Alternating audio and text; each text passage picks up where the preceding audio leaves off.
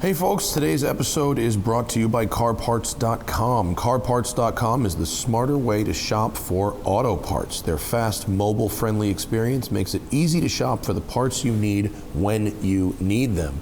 All you have to do is enter the year, make, and model of your vehicle, start shopping, and start saving. It's that simple. Absolutely. My car was looking a little tired. My rear taillights were off of a different model of BMW, so I thought it was time to give it a bit of a present. I found some taillights that fit with the LEDs, and I also found some maintenance items that make the car more reliable and perform a little better. And it was really easy to find stuff that fits, it shipped quickly, and everything locked in, no problem. CarParts.com stocks their own inventory, cutting out the middleman and passing the savings on to you. Whether you've been in a collision or you're working on your project car or you just need to catch up on maintenance, visit CarParts.com/thesmokingtire for 10% off of $100 or more on select brands. Get the right parts right now at CarParts.com. Today we're also brought to you by Policy Genius. It's your one-stop shop to find and buy the insurance that you need. All you have to do is head over to PolicyGenius.com, answer a few questions about your home, your car, and more, and Policy Genius will show you the price estimates for policies that fit your search and help you understand your options. The Policy Genius team can look for ways to save you money, and if they find a better rate than what you're paying now, they will switch you over for free. Customers who bundled their home and auto policies with Policy Genius saved an average of $1,250 per year over what they were paying. The Policy Genius team works for you, not the insurance companies, so you can trust them to offer unbiased help and advocate for you at every step until you're covered. They don't add on extra fees. Policy Genius will never sell your information to third parties, and Policy Genius's top-notch service has earned them thousands of five-star reviews across Google and Trustpilot. Since 2014, Policy Genius has helped over 30 million people shop for insurance and placed $120 billion in coverage. So head to PolicyGenius.com to get your free home and auto insurance quotes and learn how much you could save. PolicyGenius.com. And of course, we're brought to you by something I literally use every day. It's AG1 from Athletic Greens. I wanted some better energy, optimize my immune system, and I don't like taking pills and vitamins. I'm not really into that. And the thing about a lot of these like powders is they don't actually taste very good. The Athletic Greens AG1 tastes delicious. I've been taking it for like 3 weeks and I love it. It doesn't taste like drinking sand. It's got kind of a mild tropical taste, and I actually kind of look forward to each morning because I used to love drinking OJ until I found out how much sugar was actually in it. With one scoop of AG1, you're absorbing 75 high-quality vitamins, minerals, and whole food source superfoods, probiotics, and adaptogens to help start your day right. This special blend of ingredients supports your gut health, your nervous system, your immune system, your energy recovery, focus, and aging. All of the things. Like I said, I don't like taking pills if I don't have to. And this stuff, it's a nice quick drink. You chug it, it tastes kind of nice and fruity, and I'm into it. So whether you eat, even if you're on kind of an alternative diet, keto, paleo, vegan, dairy-free, gluten-free, it's all of that. There's less than a gram of sugar. There's no GMOs, no nasty chemicals or artificials, and it still tastes good. It's just absolutely healthy and delicious. Tons of people take some kind of multivitamin, and it's important to choose one with high quality ingredients that your body will actually absorb, right? It's a small micro habit. They call it a micro habit. That's an interesting turn of phrase, but it does have big benefits. It's one thing you can do every day to take care of yourself, and it also comes with a year's supply of vitamin D, which is really important, especially in these winter months when we're not outside getting as much sunlight. Most humans don't get enough vitamin D because we're meant to live our lives outdoors and not indoors at an office. So reclaim your health and arm your immune system with convenient daily nutrition. It's just 1 scoop in a cup of water every day. That's it. No need for a million different pills and supplements to look out for your health. To make it easy, Athletic Greens is going to give you a free 1-year supply of immune-supporting vitamin D and 5 free travel packs with your first purchase. Just go to athleticgreens.com/tire. That's athleticgreens.com/tire to take ownership over your health and pick up the ultimate daily nutritional insurance. athleticgreens.com/tire. All right, on today's episode, we have the return of Mike Spinelli, joined by Johnny Lieberman. I don't know if you guys know this, but Johnny and Spinelli used to work together at Jalopnik. They have not worked together on any projects in 17 years since Johnny left for Motor Trend. So it's nice to have them in studio together, talking about the old days and, of course, talking cars. Mike Spinelli and Johnny Lieberman on the Smoking Tire podcast. I think Zach, Lucid's the one when they get their 3-motor. It's on their radar. Lucid, I think I just got approved. I requested the Lucid, the GT. Is that what it's called? What's not the Grand Touring? Yeah, the Grand GT, Touring. Yeah. I have Pearl Jam. Just the shows. I bought tickets to 3 Pearl Jam shows on the 2020 tour. You're so weird. In February. Of course you I have did. a fucking Pearl Jam tattoo. I know, it's still weird totally to me. in line. It's still weird to me. And they just brand. rescheduled them, and it's 3 shows in 4 days. Now that wasn't the original schedule. The original schedule, they were like a couple weeks apart, Right. and now it's Friday, Saturday, Monday. Okay. So Well, you get Sunday off. Friday, Saturday. Well, I got to tell you what I got to do on Sunday. Friday, Saturday is the Forum, Los Angeles. No problem. Down the street. Good times. Yeah. Down the street. Monday's Phoenix. Okay. Lucid Air. Yeah. It is 389 miles. 500 mile door to range. door. Super good. I will be loose. I put in the request today, and I was approved. And I will be Lucid airing to Pearl Jam. My last road trip to Pearl Jam in 2018, I drove a Dawn. Wow. Okay. It was fucking sick. It was an orange Dawn with a white interior. It was an actual creamsicle. But so now you're going to get a car with 250 more horsepower. Yes. Did anyone seem to recognize your face while you were there? At the show or in the Dawn? That's a Pearl Jam reference. Oh, God damn it, Jeez, Spinelli. I'm sorry. Jeez. You're right. And it was a good one, too. I don't know any lyrics. It's from Elderly Woman Behind the Counter in I'm a Small little- Towns. I know It's Temple literally of the the Dog. first sentence of the song.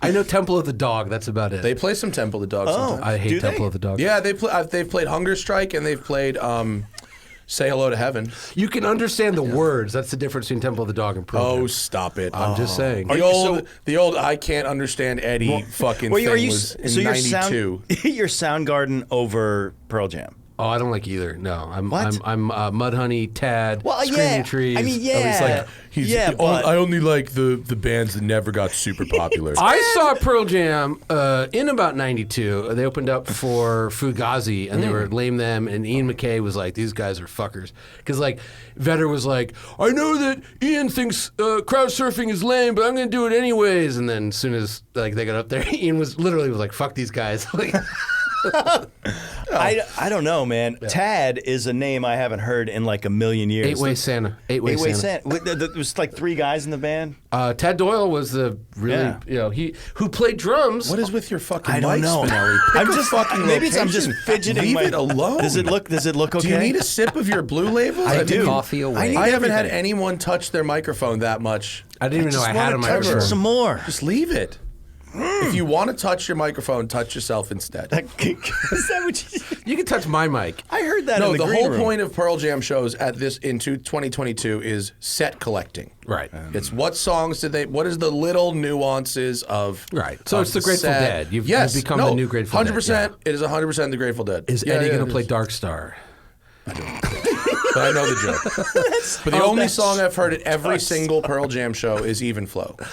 They change the set every other time. So let me ask you Is a that a question. popular song of theirs? Wow. I remember that song. That Friday, Saturday, then you said Monday. Yes. So where do you lucid to between Saturday and Monday? I don't know. I better find somewhere. Hoover Dam. Between Los Angeles and Phoenix. What's worth stopping Hoover at? Dam. Fucking nothing. Hoover Dam. Why not? Literally nothing. Nothing. Oh, there's a Nothing. beef jerky shack. Alien jerky. There's pretty much nothing. Yeah. Yeah. But no. What I'm saying is, you said there's a third show. Where's that third show? Phoenix. Monday. So two in there's two in LA, Phoenix? 1 day off, and then one in Oh, Phoenix. you're going to 2 shows in LA. Yeah. Friday, Saturday, LA, Sunday, nothing, So you're and like then Monday. sick. Phoenix. I got it. Okay, I get it. I don't.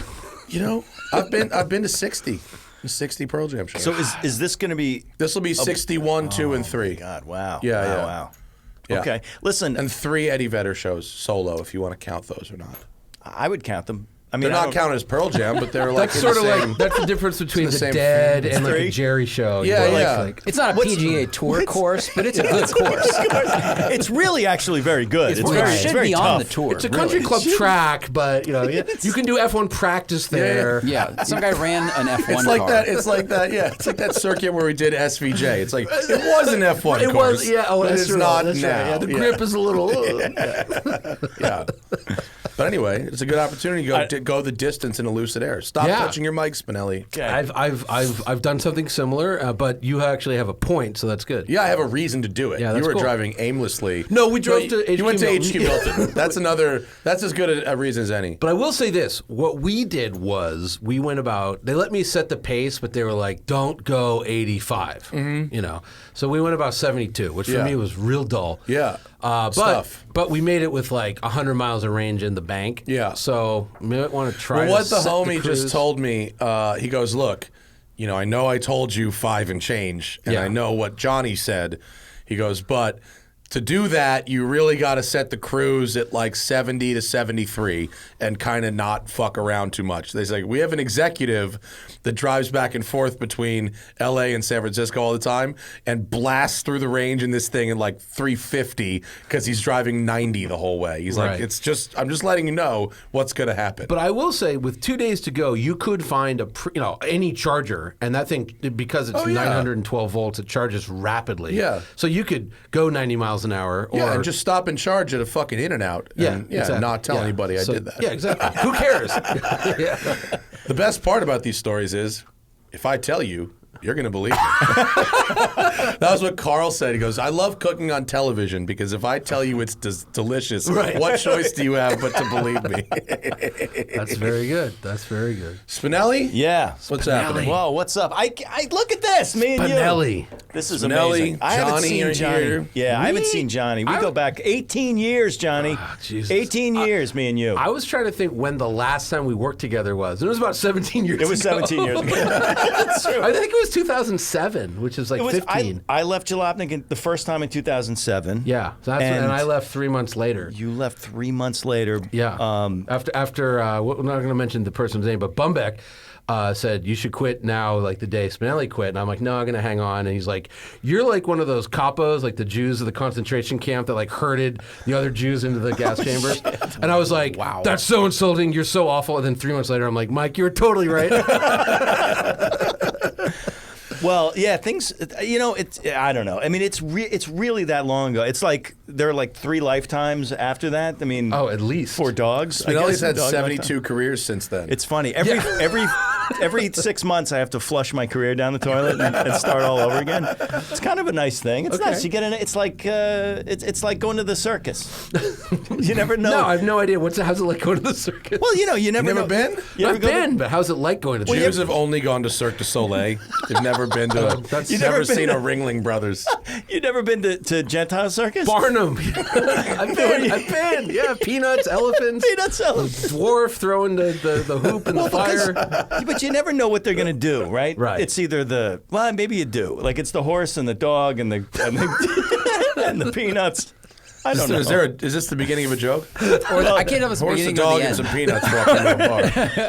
The bartender says. So what are you doing now? Because I can't. Oh, keep this is track. good. Yeah. This is good. This will kill you. Okay. So no, No one can have enough life insurance. I'm trying to get in touch with you, Johnny, about your car's warranty. Sorry, go ahead. No, I worked on the business side of the Drive for a while. The company that owned the Drive did a lot of which in my startup mind stuff. was Sports Illustrated. Oh, that's funny. That's a funny one because when the Drive was, I mean, Why do they also own Sports Illustrated? well, the Time Inc. owned Sports Oh, right. Illustrated, Oh, I and then forgot when about they that. sold everything, I mean, I completely forgot about the Time Inc. era. Yeah, the Time About Inc. that. era. I just remember it was like the guys behind Sports Illustrated were starting a car site. I was like, what is happening? Well, I wasn't even there yet, so Right. they bought the YouTube channel. So Time Inc. I'll try to squeeze this into a really Oh quick. boy. I don't. I'll go take a leak. Just go on. Whose I'm measurement so of glad time? Matt's here. I know. Well, Matt's been through how many of my I was there for all of them. all of them. You fired me from the first one. No, the I second fired- one. Oh my God! So there's so many stories here. Wait, what was the second one? So the first one was Jalopnik. Next New Networks. Second one was Next New You Network. got fired from Next New Network? I had to Yeah, fire. that's when I came here to start the Smoking Tire because I had no idea. job anymore. I had no idea. So I was the- like, I don't need these fucking corporate assholes. You're totally right. All but- I need is like 20 grand and I could do this by myself.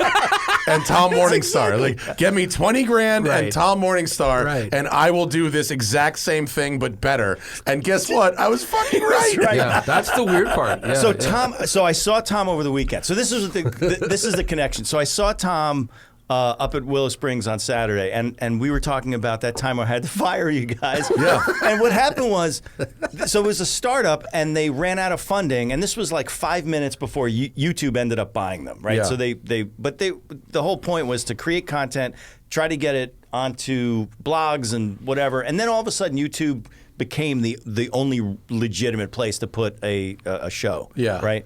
So it totally blew up their business plan, and they ran out of funding. And They also realized that a multi-channel network didn't have to be in one office. Right. All the channels was didn't the actually worst. need to come into one place to do this. They could Yeah. do it. They could manage it remotely. Right. It was not necessary. no, it wasn't really. I mean, they built a studio, and that was where. So Matt, we were doing Garage 419.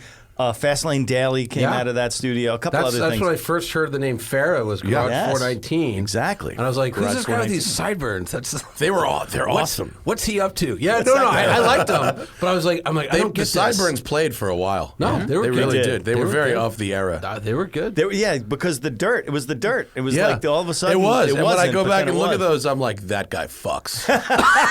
I was like, that guy drinks, but you know. You were right. Both counts. Correct. Right. So I had gone to lunch with the CEO, right? And we had this long talk, and I basically talked him out of my own job, but I didn't realize it yet. But it was like, basically you have to hire JF. You don't need me. You don't need anybody else. I didn't really say it that way, but then I But came the in, implication was You don't. You just get JF and Farah and a couple other guys. You don't even need me. you don't need me. What do you need me for? Which is, I've done that a few too many Yeah. times in my career, actually. You did. It's like Edward Norton in Fight Club, except you didn't have leverage. You're like, I don't even need to come in for this. I'm like, you are right. You know what? You're right. Yeah.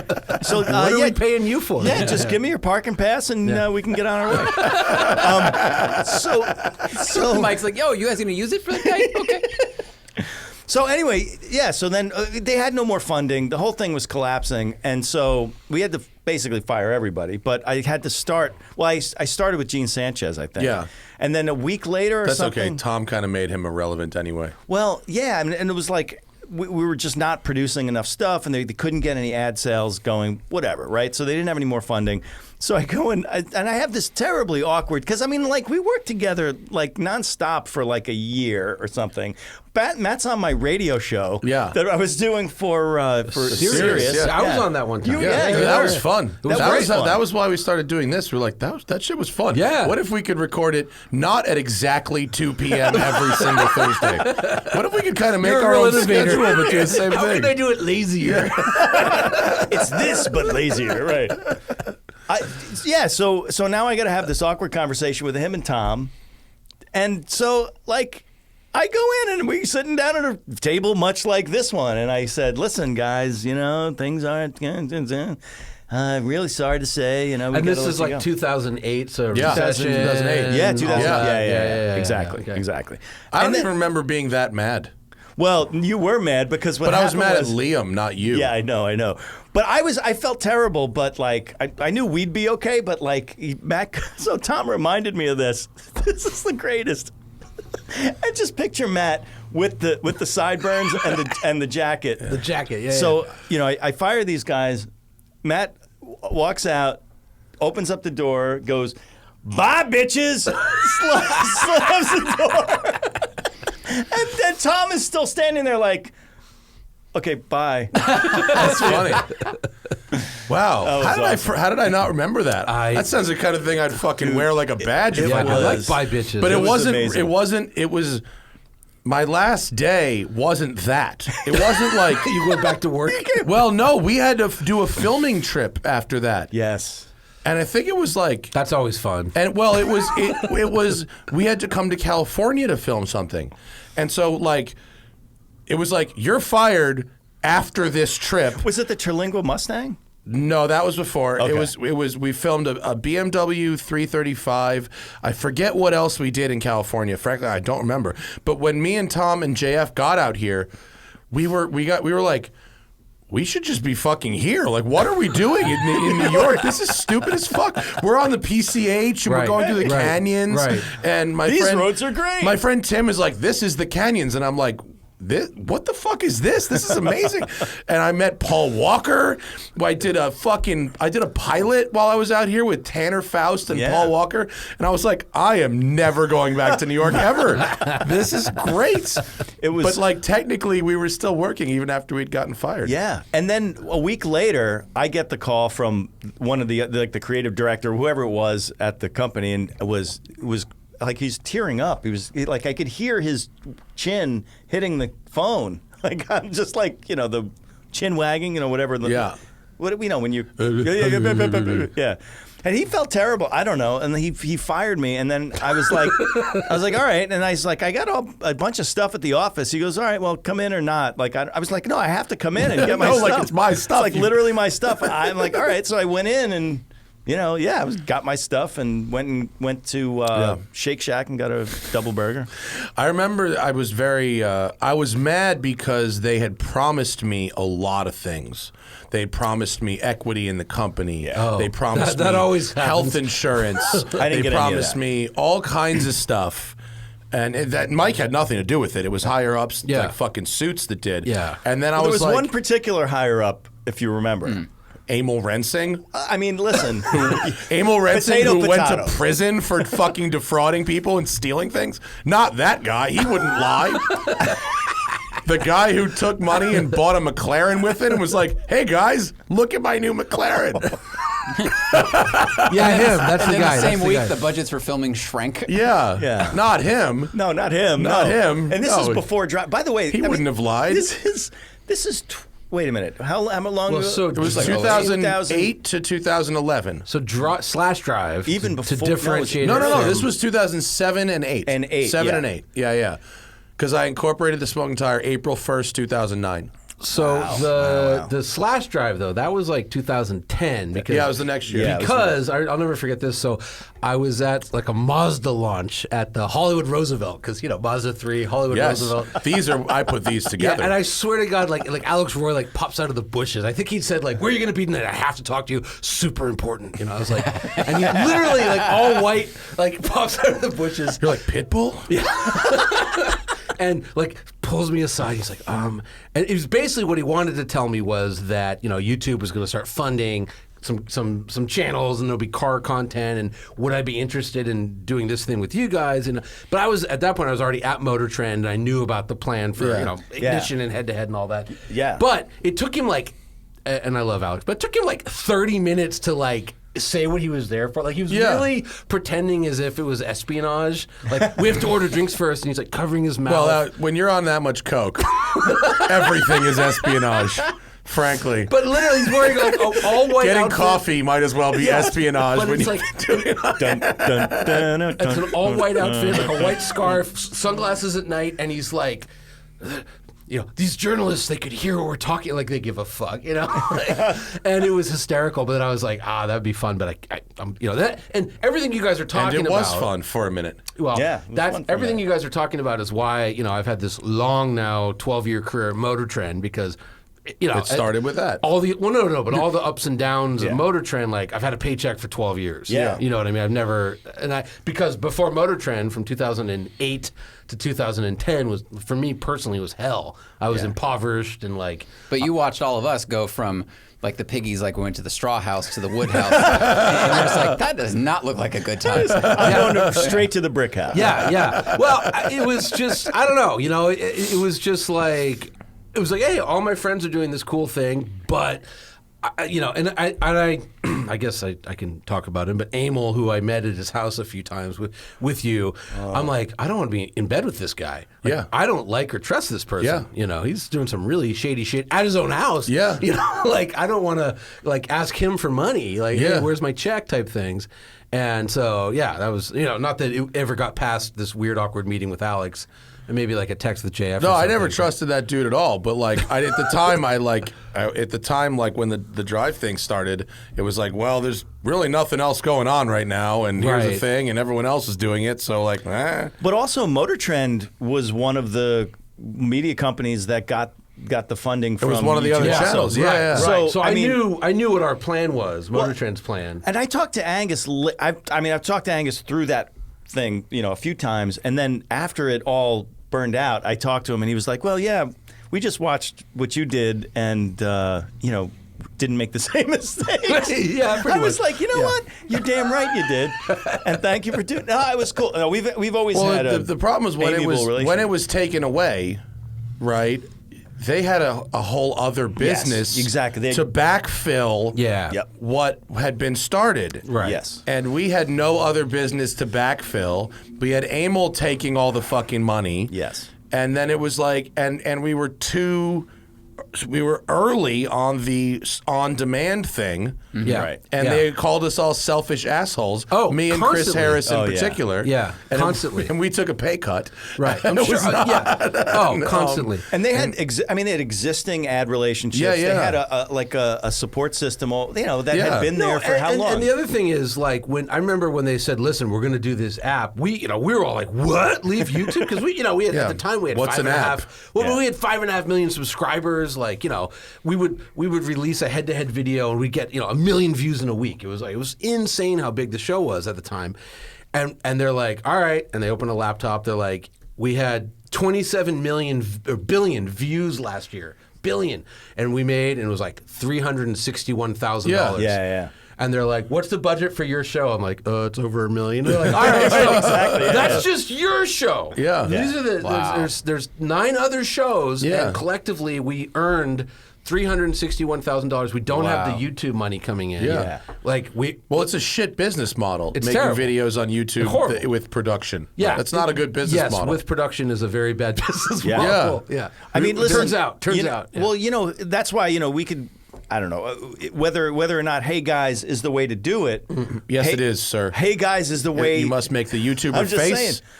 You must have a Sony camera with a dead cat on top and one of those little things that looks like anal beads coming underneath it. Right. You must, the octopus. You must have one Look like anal beads. Why did I never think of that? Maybe Learn something about you guys. There's nothing to learn. That's an old story. I just never thought of it. Ladies and gentlemen. Yeah.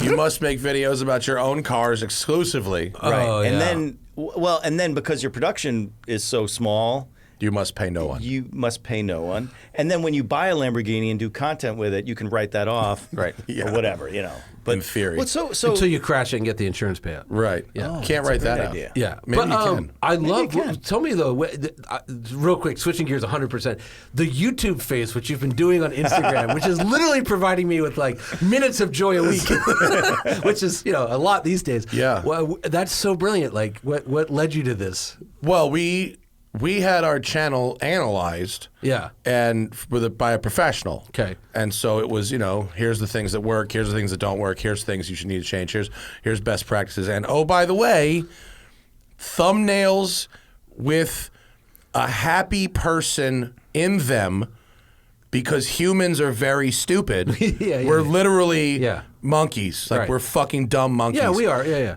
If a thumbnail shows a happy person, people see that and they go, if I click on this video, there's a happy person inside this video. Whee! I can watch a happy person. And That's that's the great how trick we fucking play. stupid people are. And so he was like, look, and I was like, I don't want to make the YouTuber face, homie. He's like, I'm not telling you to make the YouTuber face. I'm just telling you the people that make the dumb YouTuber face Right. get more fucking clicks on their videos Right. than having a nice, pretty picture of a car. Right. And Fantastic. I spoke to some other people who basically said the same thing. Yeah. And I went, I hate all of this. Yeah. If I could, I would literally make videos that I'm not in at all. Sure, who If wouldn't? I could Who make wouldn't? it, Yeah. I fucking hate myself in Yeah, the mirror. yeah. I hate looking at myself. I like listening to myself, but I don't want to look at myself. I don't even like listening to myself. Yeah, I mean, I, you know. I hate all aspects of And me. yet. Yeah, I know. Well, I make money. You know, I like paying And yet. mortgage and cars. But that's what they said, and so I started. I was like, before I do this on YouTube, Right. let's see if this stupidity extends to Instagram. Does it extend to Instagram? 1,000%. Really? Yes. If you go back, so I do the fucking dumb YouTuber face, Right. And you got to point at the car. Yeah, you yeah, can't yeah. have sunglasses on. Sure. It's got to be that. It has to be a Yeah. selfie. Can't Yeah. be a fucking thing. It's got to be high 3/4 Yeah, with no, the car. yeah. You know, It's- whatever. it's Eye level. Brilliant. Yeah. Wait, it has to be a selfie. Yeah, yeah, so, yeah. So Oh, yeah. the algorithm can tell. Because they don't want people. they You want could fake you a want selfie. they want to know Yeah. that you're not there with a big camera crew. They want Yeah, because you. that matters. It's Right, monkeys. it's YouTube. They're monkeys. Well, it's in the name of the thing. It's fucking Pavlov. It's dumb as fuck. Right, So right, anyway, right. I did it with Instagram, and I write, snarky comments like, I'm literally only doing this because someone told me. And if you look at the actual numbers, it's like 4 or 5 times as many likes on the photo, awesome. the ones that I appear in. So that's which funny makes me because- so mad. That's funny because I notice on Instagram, I'm on Instagram constantly, and I notice like I'll have a nice picture of a car, it does fine. I'll have a dumb picture of me. Yup. And it's like, wow, it got like 40% more. I'm not Yeah. making a YouTuber face, but Right. I'm just in it. Here's something that's really depressing. But now I'm going to be doing By the way, YouTuber your face. in it face is Yeah. excellent. That's I'm Here's something in that's it. pretty depressing for people like you and I to understand. The people who follow us on Instagram actually want to see pictures of us. No, they want They to don't see want to pictures see of my what feet. we see. No, They want to it- see us, It's actually, which well, sucks. I would say about 15% of the guys that follow me want pictures of my feet, and they're constantly sending me. hilarious. No, constantly. I'm sorry. Hey, Whoa, I whoa, whoa, Venmo you for privacy. Shut the fuck up. I did. Wait, can you unwrap that for me? I mean, I don't. I took a picture 100 years ago. I was in my kitchen and I got like a sticker in the mail or whatever. I thought it was you in the GTR and flip flops that started it. Oh No, that might have started was, it. Might have, but this was very distinct, and like my toe was There's sticking. the picture, Johnny. Bids farewell to Autoblog with the GTR flip flops. Yeah. Yeah, Oh my. No, that wasn't it. Okay. It was you are wearing flip flops Yeah. with the GTR Yeah, and the- camo shorts. AstroTurf flip flops. I'd like to just point out real quick. But and I had a picture of my toe, like on the, I was taking a Yeah. picture on the counter, and like just 3 or 4 guys were like, "Whoa, could we like see more? Wow. Can we see more of your toe?" And then it just became. I don't know That's if you really funny. I do those those questions on the Instagram stories. Yeah. And I always save them for the very end, but I get like a bunch of dudes that are like, "Let's see the feed." Eventually it's like, "Let's so see the dick," funny. but like it's a lot of like, "Can we see those?" Wait. I'm sorry. Just back it up. You said what? They just wanted to see pictures of my feet. That's really funny. But what about the? Yeah, he what said was the fourth word The you picture said? of the dick. They want the dick too. They want the eventually. dick too. Of Now course. these are right. all men. I want to be very, very course. clear. Like, course. there's no woman in the That's world hilarious. has ever sent me anything interested in anything. I took a It's just picture the men. other day, drive a front POV driving my red car, and I have to drive it barefoot, and so you could see some feet under it, but it didn't turn into that. There was very little commentary on the feet. Thank God, because my feet are not good. I think it's They're like good to somebody. I think it's like one dude picked up on it and It's alerted like a others. feet meme now. You know what I mean? If that makes any sense. I saw a great TikTok once that this guy was just counting money, and he was like, It was like life hack, selling pictures of your feet on the internet and telling them that you're a woman. And it's like a 25-year-old, and he has feminine looking feet, and he was just paying rent. That's so good. Hysterical. I got hobbit feet, so it don't look like no woman's foot. But there's a market. Size 13 hobbit foot. There's a market. But wait a minute, I never even thought of this. There's a tongue for every foot, Johnny.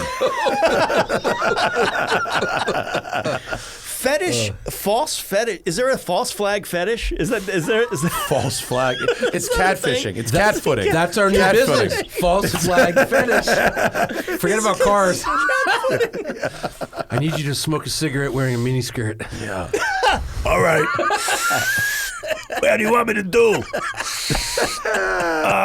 Hike it up? Sure. Cross it, uncross it. Like, now stomp on a crawfish. Yeah. Wait a minute. Do you know that was one of the early? So back in the early days of Crush Jalopnik, grapes. one of the earliest things that when we were doing Jalopnik, I remember because don't forget, like none of this stuff was out yet. Like I mean, maybe on the car lounge or like in some place, you'd find out that there were like. The pedal pushing fetish and like the car stuck in the mud. Fetish. Woman's got to get out and push. Yeah. But we made that a beat. That was a news beat. Like exactly. weird car fetish shit was like a news beat. Which ended with, remember the guy in the lingerie with his dick in the Range Rover tailpipe? Literally. Well, there was a My Strange Addiction or something episode where the guy was fucking his car. Yeah, but this That's was the same. Yeah, we put a picture. I'll never forget. It was a British guy. He had to be British, wearing like a pink negligee on his knees with his dick in his Range Rover's tailpipe, and just like smiling at the camera. It was. I mean, I don't think any other car Zach, news outlet. R.I.P. our search terms. Oh no! Naked man caught on CCTV having sex This with was a Range Rover. All right. Someone's Range- more successful. Not Land Rover. Yeah. Wait, Come the subtext on the mirror. The man, known by the nickname Hot Cock. Yeah. Wow. I mean, he looks like a hot cock. Do you think they asked around about that, or do you think he told them that? He was like, my name is Hot Cock. He's arrested. He's like, my name's Hot Cock. I Right? have a news item I would like to share with you. It's more of an edit to your existing story. They call me Hot Cock. Just saying. Could you add that? He's owning the SEO right now. He's winning. Yeah, that's actually kind of like close to my favorite ever Onion headline, which was like, ugly man has trouble getting word out about large penis. Getting word out. Hot cock. Boy, so the Rivian, huh?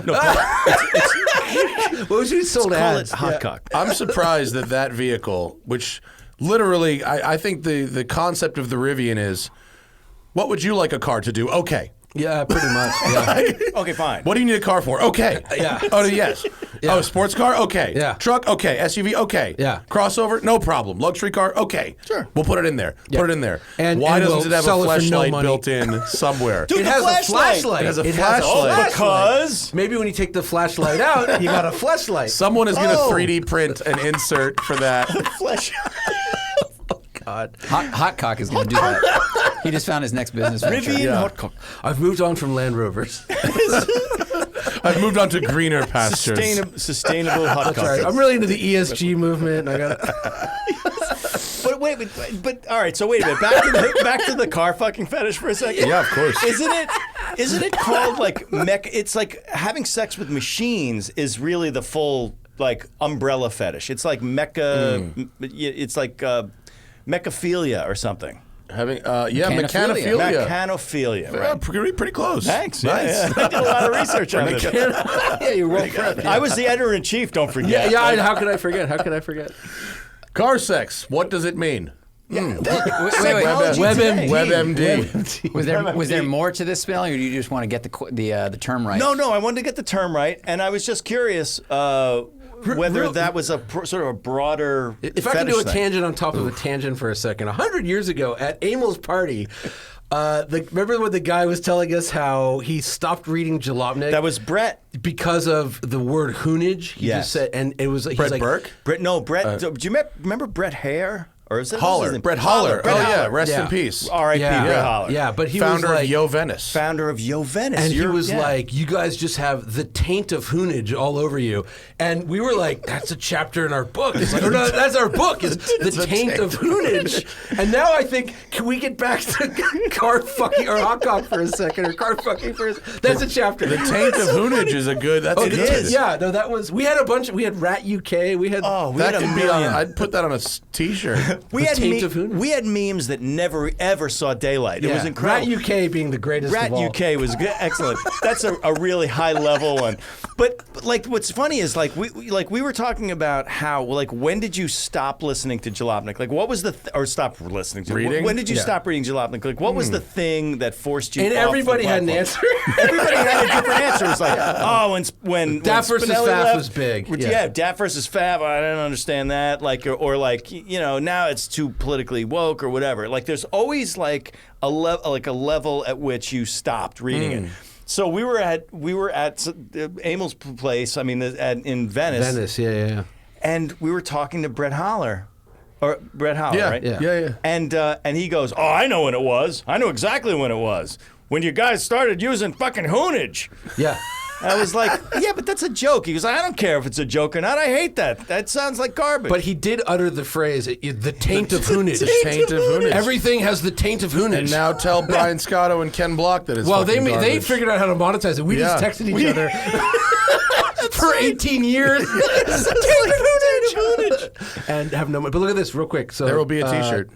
The inscription. Does it say the taint of hoonage on No, it? it says Daft versus Hold on a Faf. second. Oh, it Yeah, yeah. does? Oh my God, you're kidding me. Well, On so your my- Porsche design chronograph. Yeah, so my 914, which was probably never going to be done. But anyways, that's another episode.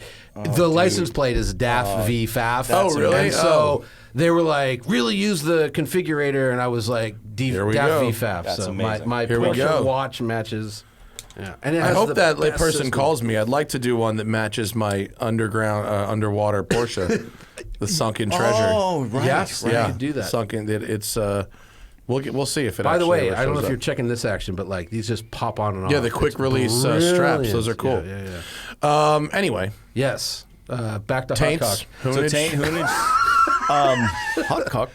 taints, comma hoonage of hoonage or whatever. That's the taint Dewey of- Decimal System. It's like it's the index of Jalopnik terms. Yeah. I think a Jalopnik dictionary could be fun. Oh yeah, Or I mean, like so many what's things. not the dictionary? What's the other one? Not a thesaurus, not a dictionary.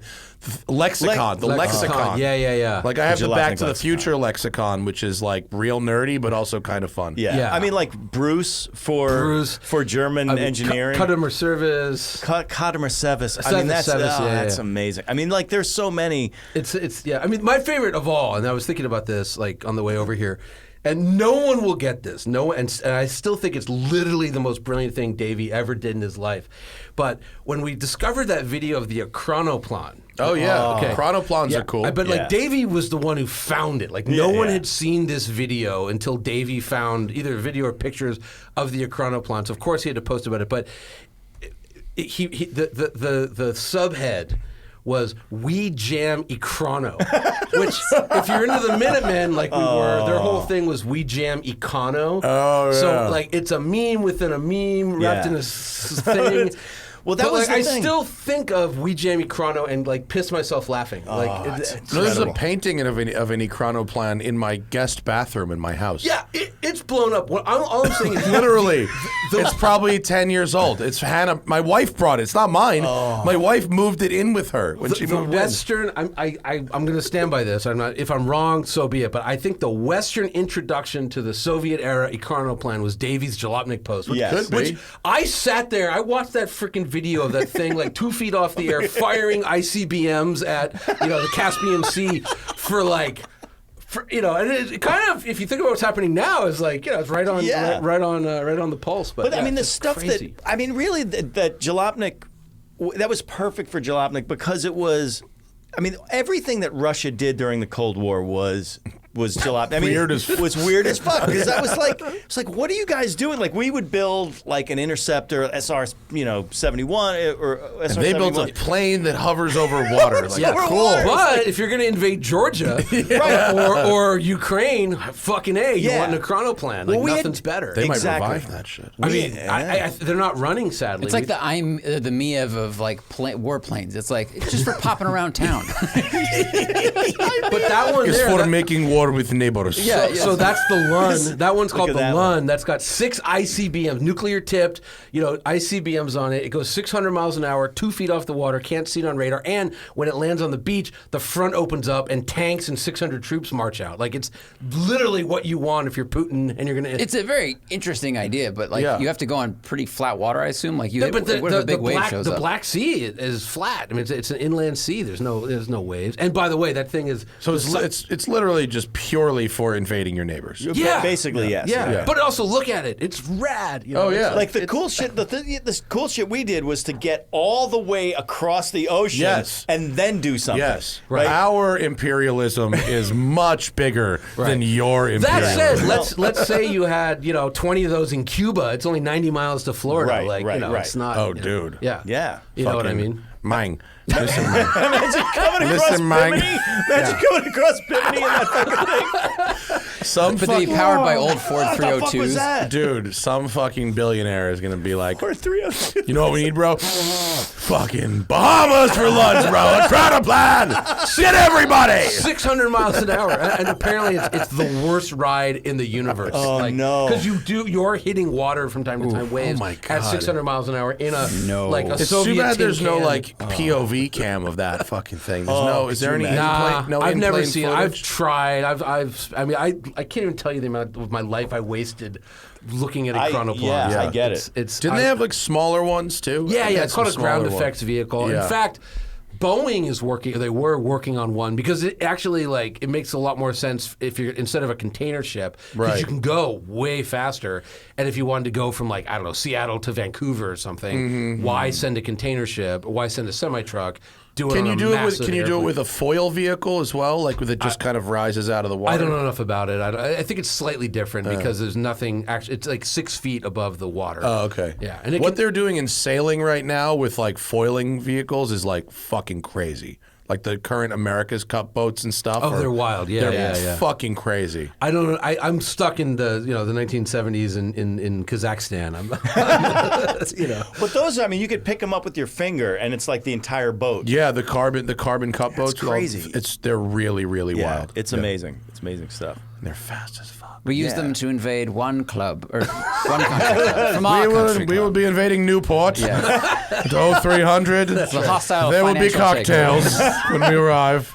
We'll be parading past Stonington with the head of the Newport Town Council.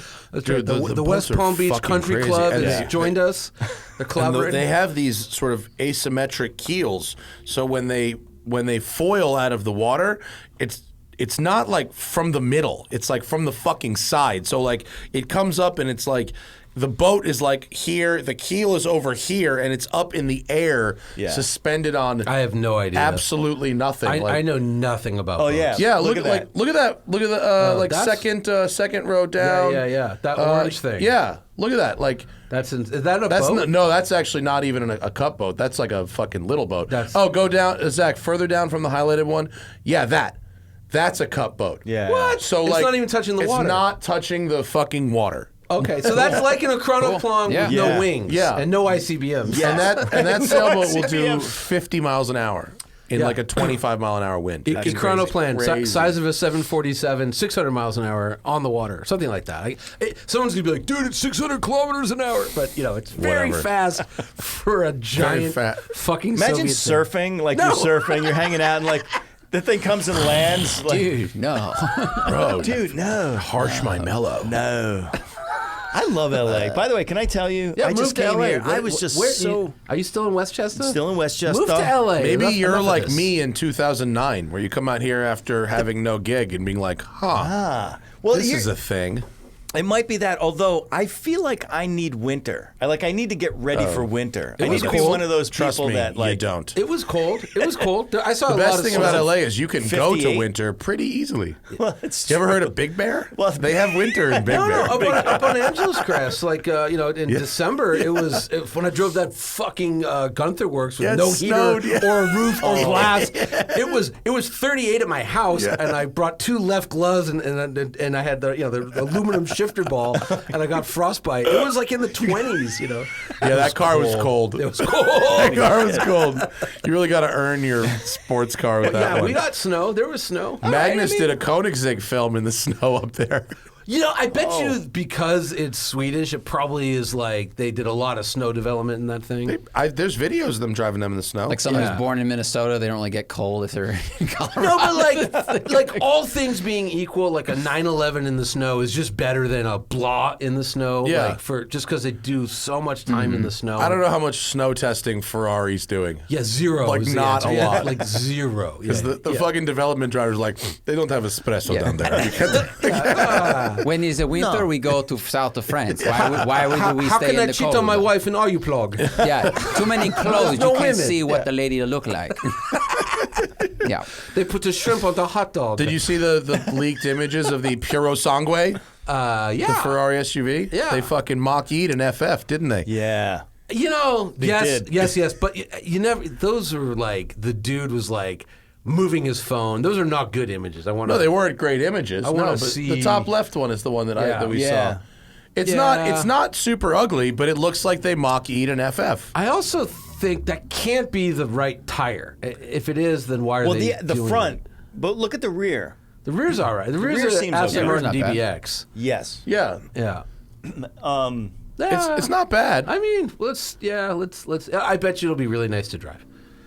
Probably. Modern Ferraris are supposedly all pretty good. I haven't driven the new V6, but I hear it's great. Yeah, I didn't actually it was nice of them to invite me, but I didn't get to go to Italy to drive. But people are saying good things. Yeah, I talked with Angus, and he loved it. Talked with Bossum, he really, really loved it. And talked with a guy's name I can't remember. Did you talk to anybody who drove the MC20 and the 296? Yes, and 296 is like a much more serious car, much more serious performer. Where I hear the MC20 is like performative and nuts, but it's just not a track vehicle. I think I would agree with that. I would agree with that. Yeah. It was a lovely street car. The MC20 is a beautiful Evora GT if you like double the power. Right. So That's it's what the it feels like. Mazda 3 Turbo to the Ford Fiesta RS. Yeah, I don't know, but I got the Maserati on Thursday. You haven't had to go yet. Not yet. Yeah, it's pretty cool. Yeah, I can't wait. Yeah, it's gorgeous. It is a nice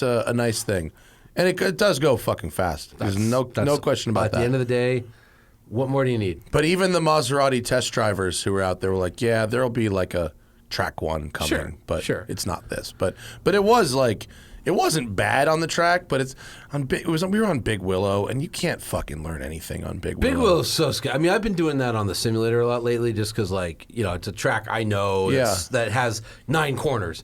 Yeah. So it's like, and it's still one of the most dangerous, craziest, hairiest. Like, Yeah. it's But just for nuts. evaluating a car's dynamics, it's the wrong place. And it's just because like if you do drive it properly in any car that with decent power, you're at 140 entering turn 8. And by the way, you can downshift but still keep 140 all the way through 8. So it's Yeah. like, what are you learning? Yeah. Nothing. Yeah. Nothing. That's why I was so happy to do GT4 RS on streets. Oh yeah. And you ran it backwards, I heard. We ran it backwards. Yeah. 'Cause that Which takes is very fun. It takes out the kink, which is like unnecessarily dangerous. Yeah. Like, and that It's way if you someone knocks over the cone, you just drive into a hole. Yes. that's actually a big problem at Streets of Will. There's holes everywhere. Yeah, that one cone is Yeah. possibly the most important cone in fucking motorsport. The blind kink cone. I would say actually the cone at turn 9 on Big Willow. Oh, like, that one is that that hole is fucking enormous. Yeah. You could put your thigh into to it. And the thing is, huge hole. like if you miss the kink on streets, you just kind of go straight. It's embarrassing. If you miss the kink on turn 9, you die. You actually You just roll over. The car explodes. I mean, it's a ditch. It's literally It's a ditch. It's a Yeah, really it's a deep ditch. If Yeah, you it's stepped in fucked up. it, your crotch would hit the ground. It's that deep. Yeah, it's really if bad. if you go and walk the track, you're like, this is like no one has a shovel. Yeah. They're literally surrounded by dirt. You know, like it's crazy.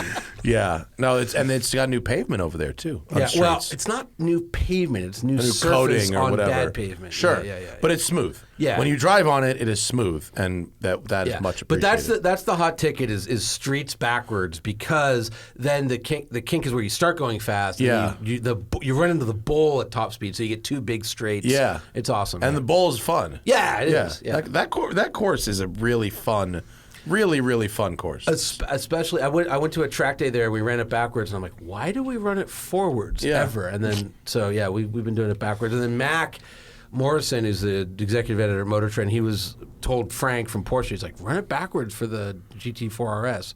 So they did. So Yeah. it's cool. It seems like everybody was happy. It's way better. Yeah, It's way yeah. better. Can't talk about that car for another few days. I but- just want to take credit. That's all. I'm just here to take credit. Mike, what do you want to Fine. take credit for? If credit's what you'll get. What's the name of that song by the Hot Snakes? oh, If credit's I'm trying to go what back you're to offering, I'll 2000. take credit. Yeah. I don't know. I don't remember the name of it. I got to go back to 2002 for I that. know. Yes. That's exactly. how old we are. I don't Yeah. even know who that fucking band is, but it sounds like they like dicks. The Hot Snakes. Hot Jesus. cock. Hot cock. The hot cocks. hot cock snakes. I see. I see. You could take me to jail, but you make sure the news knows that my nickname is Hot Cock. God damn it. I mean, because I went down swinging. You could plead guilty and avoid a trial. So no, No.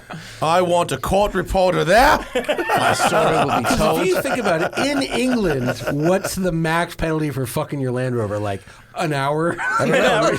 Okay, starting now. And then you get an endorsement deal from Right. the And Land now you're Rover. hot cock forever. What did he get? Banned from party, man convicted of having sex with Land Rover. How much did he?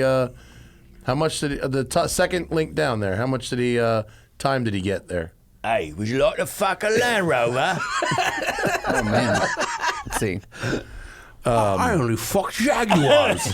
I saw what I presume was a homeless person in Santa Monica. Although you never really know in Santa Monica. Unhoused. Could have been The a term tech is bro. unhoused. But pants down, rubbing his shit all over a Ferrari 430 Spider. Right about where the fuel goes. California. It was so impressive. I circled the block in hopes of getting. Did you? Wasn't he Wow. holding like a hollowed out log thing? was that holding he's s- fucking? No, I no. swear you sent this photo. I might have tried to and sent a photo. Are you gonna search through your iPhoto? No. There's a lot of car fucking on this episode. There is. I Seems can to move be. on. I wasn't expecting it. R.I.P. Our search history is all. Nah, forget it. Sets Yeah. fire. Nope. Not in the top results. So Mike never answered the question. What are sorry. you doing now? Oh yeah. By the way, that was 1 hour of saying, "What are you doing now to Spinelli?" And we're stuck like circling Econoplane car fucking. Yes. How did Jalopnik not work out? Never know. It worked out. We just all quit. never We all quit. We all quit. It was going great. It was going great. It's going great. By the way, if you want to get, we could probably buy it now. Yeah, that was a good time. That was a Now good is time. a very good time to buy it. Yeah. I mean, it's probably a buyer's market for Jalopnik. Right. Do we have to join the union and start work on strike? Listen, no, what am I doing now? So Yeah. I left the management side, and I left. I mean, I'm writing for the Drive a bit, and I'm just like looking for the next thing, man. So in other words, I need Just a on fucking God's good humor. job. On God's good. Do you know where that's from? It's from Titanic. Yes, it's My address is the RMS Titanic, Titanic. and right now I'm on God's, good humor. right? Okay. Yeah. Yeah, so that's what I mean. I'm taking in laundry at the moment, and Right. we'll see. We'll see An what LA-based Spinelli would be most welcome. It'd be insane. I Be would most welcome. I would dig it. I think. But I'm so here. I think you'd be less white. Actually, Can I be? Would I be less white, Yes. or would I be more dead? We have excellent vitamin D. Well, let me going on here. as a kind of a lifer. So a lot of people from Westchester-ish places, they do what Farrah did. It's like, if I'm going to live in LA, I must live near the water for some reason. Which I would say was a really good decision. Fine. But where I live, is Eagle like, Rock, row. Yeah, kind of close to Eagle Rock. But like I don't. I was talking to my neighbor, and he's like, yeah, 20 years ago, last night, he's like, I'd go like scuba diving. I'm like, when's the last time you went to the beach? He's like, yeah, I don't know. So like, I don't even know there's an ocean. You know what I mean? So like, you could. He is he's at the base of the mountain though. Yeah. And the mountain is much more useful than the ocean for the things that we Where do. do you live? I live in Glassell Park. Wait a minute. Oh, I know where that. Of course, I know where that is. No one knows where that Wait, is. no, I know exactly. It's like behind Highland Park. It's like right. It's right off the one. Something. The thing. It's right off the thing. It's off the two. The most interesting. yeah, The most interesting thing about Glassell Park is that's where Walt Disney and Bela Lugosi are buried. Exactly. Yeah. Not lived. Are buried. It's by Elysian, right? Elysian, sort of. Sort of. Elysian's like more Echo Park. Right. Yeah. No, I'm in Glendale. It's not Atwater Village? Yeah, it is Yeah. Atwater. Okay, got it. Yeah. But it's More very importantly, it's at the base of the mountain. Yes. Which is the resource we all use. And so I can get to Angeles Crest in 8 minutes. That's the big deal. That's we not cannot. bad. Yeah, it takes them a long time. Takes us a little longer. yeah. We have to get up a little earlier. Well, 40 minutes to Malibu from here, yeah. right? Ish, like to the good, like. Yeah, but we don't to a film good in one. Malibu because Yeah, there's you- homes there. And also there's We film cops. Homes, cops. Cops are Well, not, we so film you have in to the go Angeles that way. Forest. Yeah. Yeah, which is fine. That's Yeah. where we were this morning. Yeah. With the Macan tea, which we also can't talk about. Oh yeah. Macan. Yeah, tea. but Yeah. it's a Macan with a tea. with a T. With some tea. Yeah, GTS suspension and base engine, and it's what Porsche does it's with the their same- Ts. Yeah, it's the T ethos. But we made excellent time today. We left here at fucking 7:30 a.m. and we filmed, got breakfast, and we're back here at 10:30. Where are you eating for this breakfast? Dude, this place, the Ranch Side Cafe at the bottom of Little Tahunga, it's delightful. Yeah, I've eaten there. Yeah, it's great. delightful. Yeah. Can we talk about the Black Camaro? We should talk about the Black Camaro. Yes, we should. Talk about the black. Fucking Camaro. this morning, we witnessed the worst example of canyon etiquette and canyon driving that we have seen in a very, very long time. Okay. And we've seen some bad shit. I was going to recently. say, I was in my TRX the So, other day, and this I saw guy- I was doing it, but We I saw- started this to- is beyond etiquette. This was to, beyond like, etiquette. dangerous, illegal This was really driving. dangerous. Okay. So we started to proceed up Little Tahunga in the Macan T. Yeah. And this dude in a black Camaro SS, like 2010 or 2011, Okay. is up my fucking ass. Okay. Up my ass. Okay. So I'm like, It doesn't bode well for the at Macan first, T. At first, no. I literally, like, at the very bottom, I had just by the started houses. to Yeah, go. yeah. I wasn't Yeah. doing. So I'm like, oh, let's fucking see what the Macan T do. So I start going quick, and this guy is on my ass, like, and starts to move over like he's trying to make a pass at pace on. Like and so On a road you should not on a do road, that there's on. under no circumstances Yeah. you be passing on this Yeah. road. Yeah. And so at first I'm like, this fucking guy, and so now I hammer down.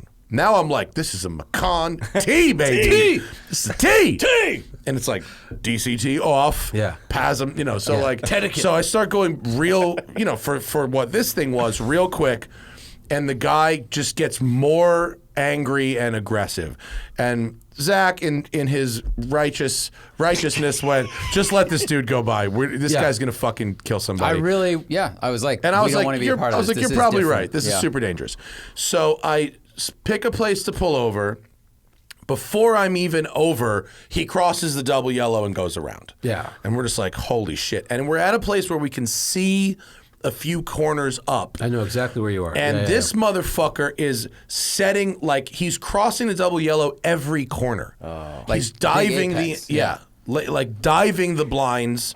And then even on the right corners, he's going into the oncoming to set up an apex. I was like, this is the fucking worst. Right. So he's gone. Fine.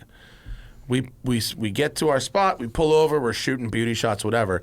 He comes back. He had made a U-turn. He's coming back. I give him the big thumbs down You couldn't resist. as he's going by. couldn't resist, yeah. And Yeah. And he goes by still fucking crossing the lines, whatever. Then, okay, now we're going to begin our in-car driving bit.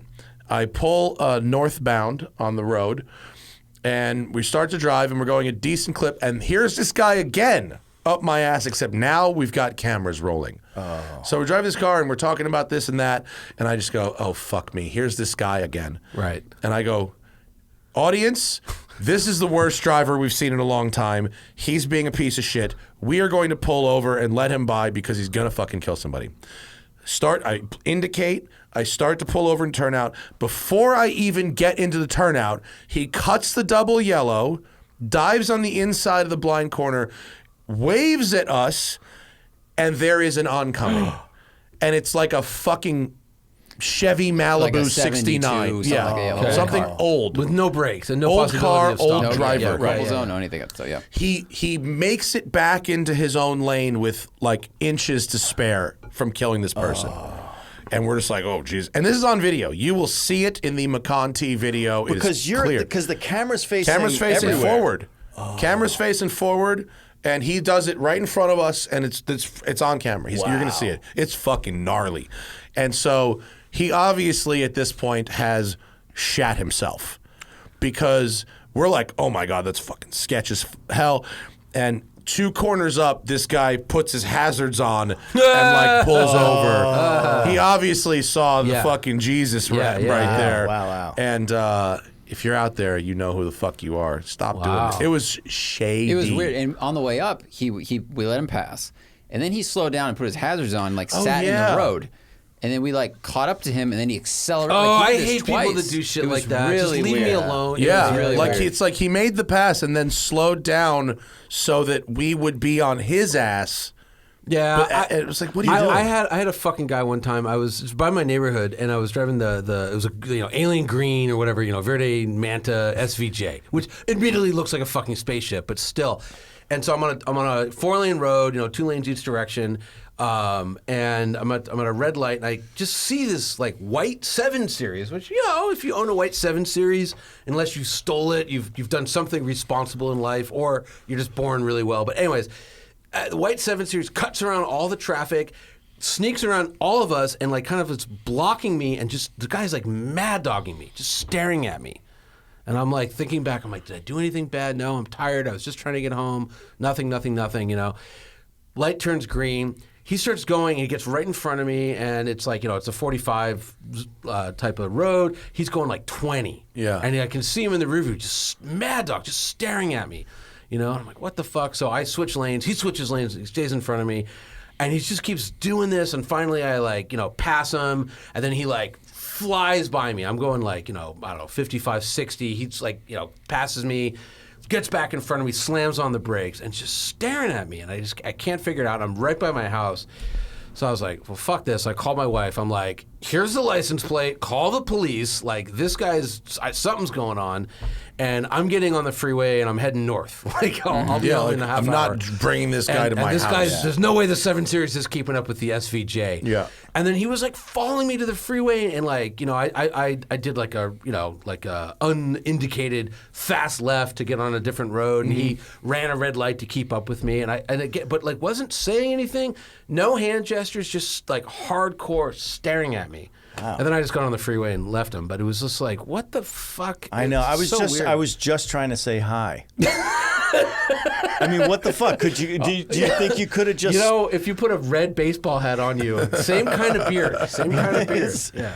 Maybe it was fucking Fred guy, Durst. Like he said. Yeah, it was Fred Durst. Yeah, that's a Fred Durst. I've hung out with him. That's kind of a Fred Durst move, actually.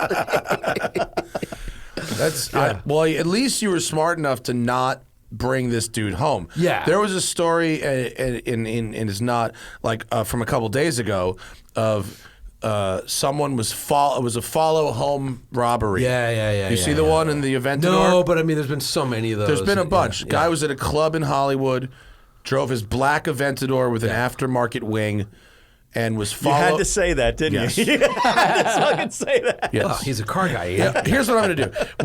When the police kill black people, they victim blame, right? Oh, well, he had weed on him. Well, that's I'm gonna say Loose this fucking cigarettes. guy. He was selling this loose guy. cigarettes. This guy had an Aventador with an aftermarket wing on. Well, it. there you go. That's He had it that's coming. Rob and Let's kill just me. say. Let's just say he had it Because without the coming. wing, the criminals would go, nah, that guy doesn't have any Right. money. Right. But with the wing, they're like, Yeah. ooh. Well, they go. This guy's got money and no taste. We're getting Richard Millet. And they probably pronounced it right. Glued to a diamond-studded other Right. watch. So this guy quoted in the newspaper.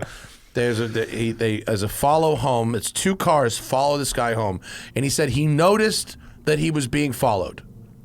And he went home. And he went fucking home. You have an and not Aventador. only did he go home, he went home into the alley behind his house. No. Where the cars surrounded him. It's on video. Yeah. And then they jump See, out and jump him. So this happened. Don't go home, you asshole. Yeah, so this happened to me whenever the SVJ came out, but I knew instinctively to like get on the freeway. I can go 100 and I don't know 99 miles an hour, Yeah. no problem. Yeah. And that's what I did. I flew up the 2.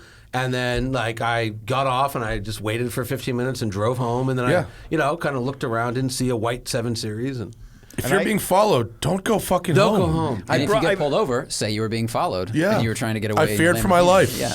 I brought that up with my therapist. I was like, listen, the rejection from Johnny is too much for me to handle. I bought the 7 Series. I thought he'd be impressed. I was like, Johnny, I got my 7 Series. Yeah.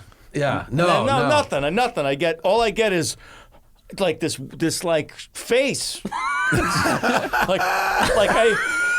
like I'm some kind of nut.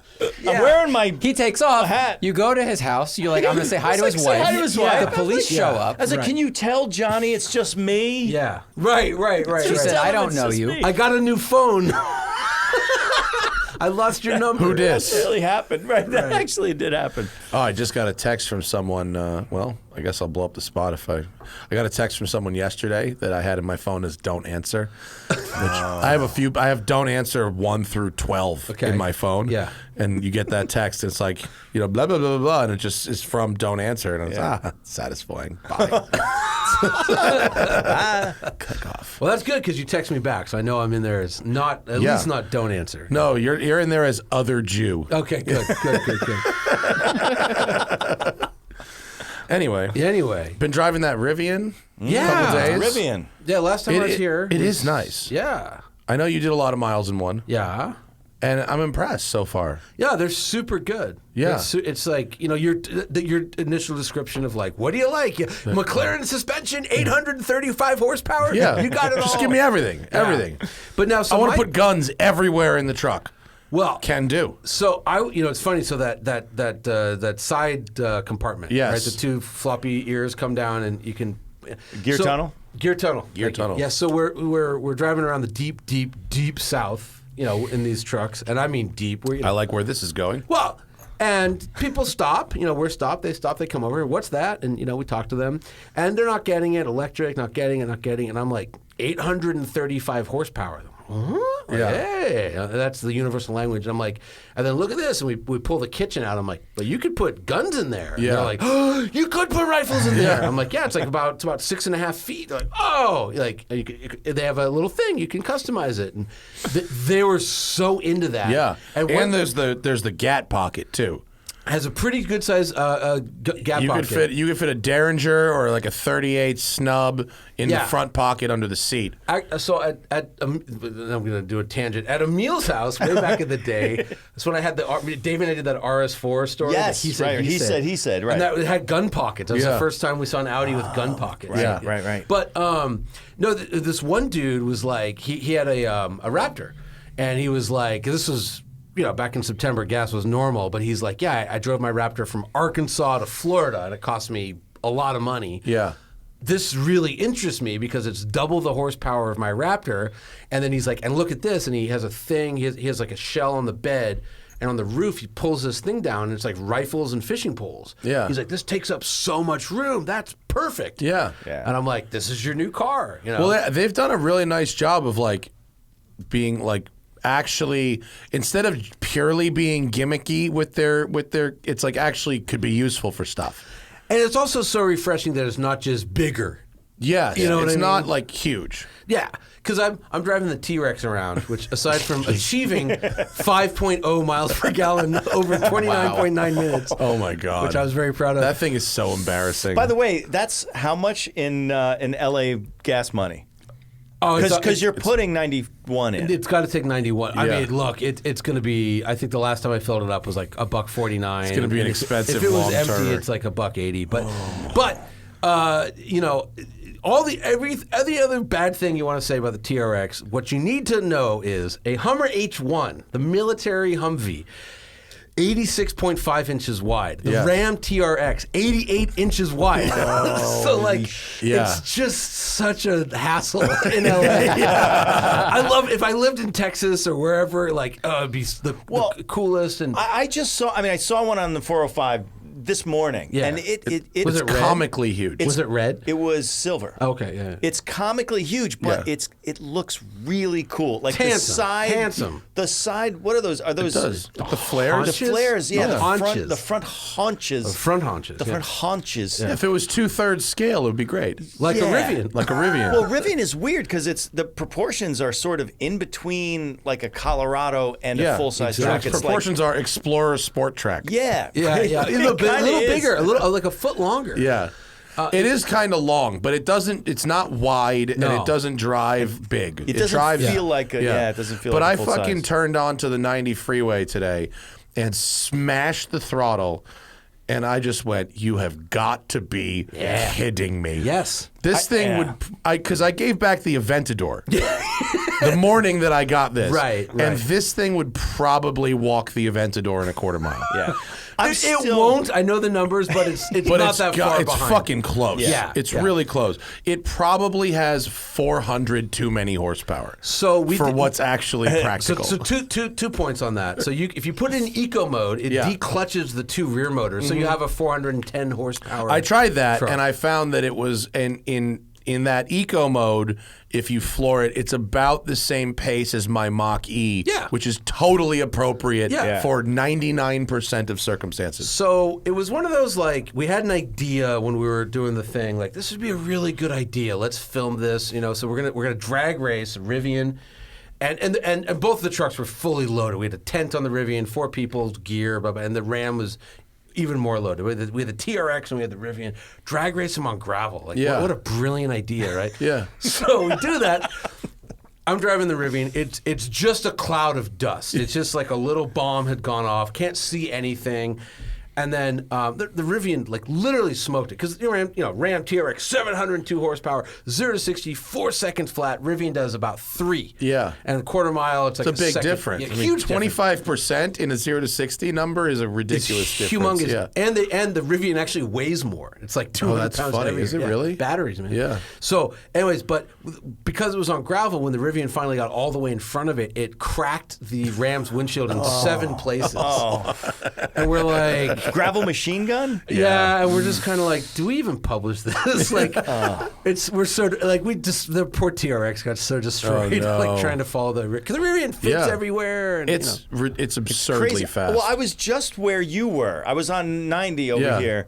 And we were doing. I did a few pulls, Yeah. right? Because I just got to drive it around the block. We took it up to almost, like the airport, Yeah. actually, and back. My head still hurts. Like I did Yeah. three like full pulls Yeah. from a stoplight. it's not comfortable. I know I mean it's really quick and. Yeah, I mean, I need an Advil, actually. So Well, our body is not No, I set up maybe. I'll to like the way we've been kind of programmed, like with that much G-force, like we need an auditory stimulation also that somehow like prepares our brain. And when you have that much power and acceleration accompanied by silence, Yeah. our body gets like extra confused. Wait, is that true? Yeah. Because it really felt like when that thing hits. I mean, it's like it's a different fucking than sledgehammer, a Plaid, yeah. let's say, like a Tesla Plaid. Like it's like getting hit with something. And like there's There's also like getting kicked in the mass face. in motion. So like a Plaid is about 5,000 pounds. Rivian's about 7,200. So it's just that much yeah. more is accelerating. Yeah. And it's that Bentley sensation. Even though this is heavier than any Bentley ever built. Like it's just like whoa. but the ride is exceptional. The McLaren suspension. The steering is great for something so big. They did a great job. The seats are really well sculpted. The front seats rule. The back seats are a little. I haven't tried the back. Don't yet. even bother. They're a little. I mean, they're not. You know, you put your kid back there. Yeah. You know, but the front seats are ludicrously. They're really nice. I can't remember, 1,850 miles off road. Yeah. Like it was no problem. Yeah. So wait, what's the suspension? Is the X? It's the that, X from it's there. that hydraulic diagonally linked dampers. It's the same company that supplies to McLaren, except for McLaren weighs 3,000 pounds. This is 7,200, so they just size it up. Yeah. But it's that are the dampers, and then the springs are air springs. Air springs. So it's Yeah, like yeah, yeah. the best ride possible. It's pretty It's sweet. really good. Yeah. And is yours on the 22s or the 20s? Yeah, this is the 22s. So if you get it on the 20s, it's even better ride quality. I kind of, because it does ride really well, but the hard edges of some of the expansion joints, I am sort of like, if this was on the 20s. So the 20s, you lose, instead of 3 seconds to 60, it's 3.1. Which I know, but you get a lot more sidewall, and they're off-road tires, which I think ride better. We're than going to go street tires. off-roading on the 22s. Yeah, you'll be fine. Because it's super capable. Because they said we could, and why the fuck wouldn't we? No, it's super capable. It's super capable. It's a pretty exciting product, but did you go to the hub? I'm not going to go to the hub. I went to the hub. I went to the hub. No, I'm not going to. Yeah. Like, where they have gotta go to the gardening hub. classes. No.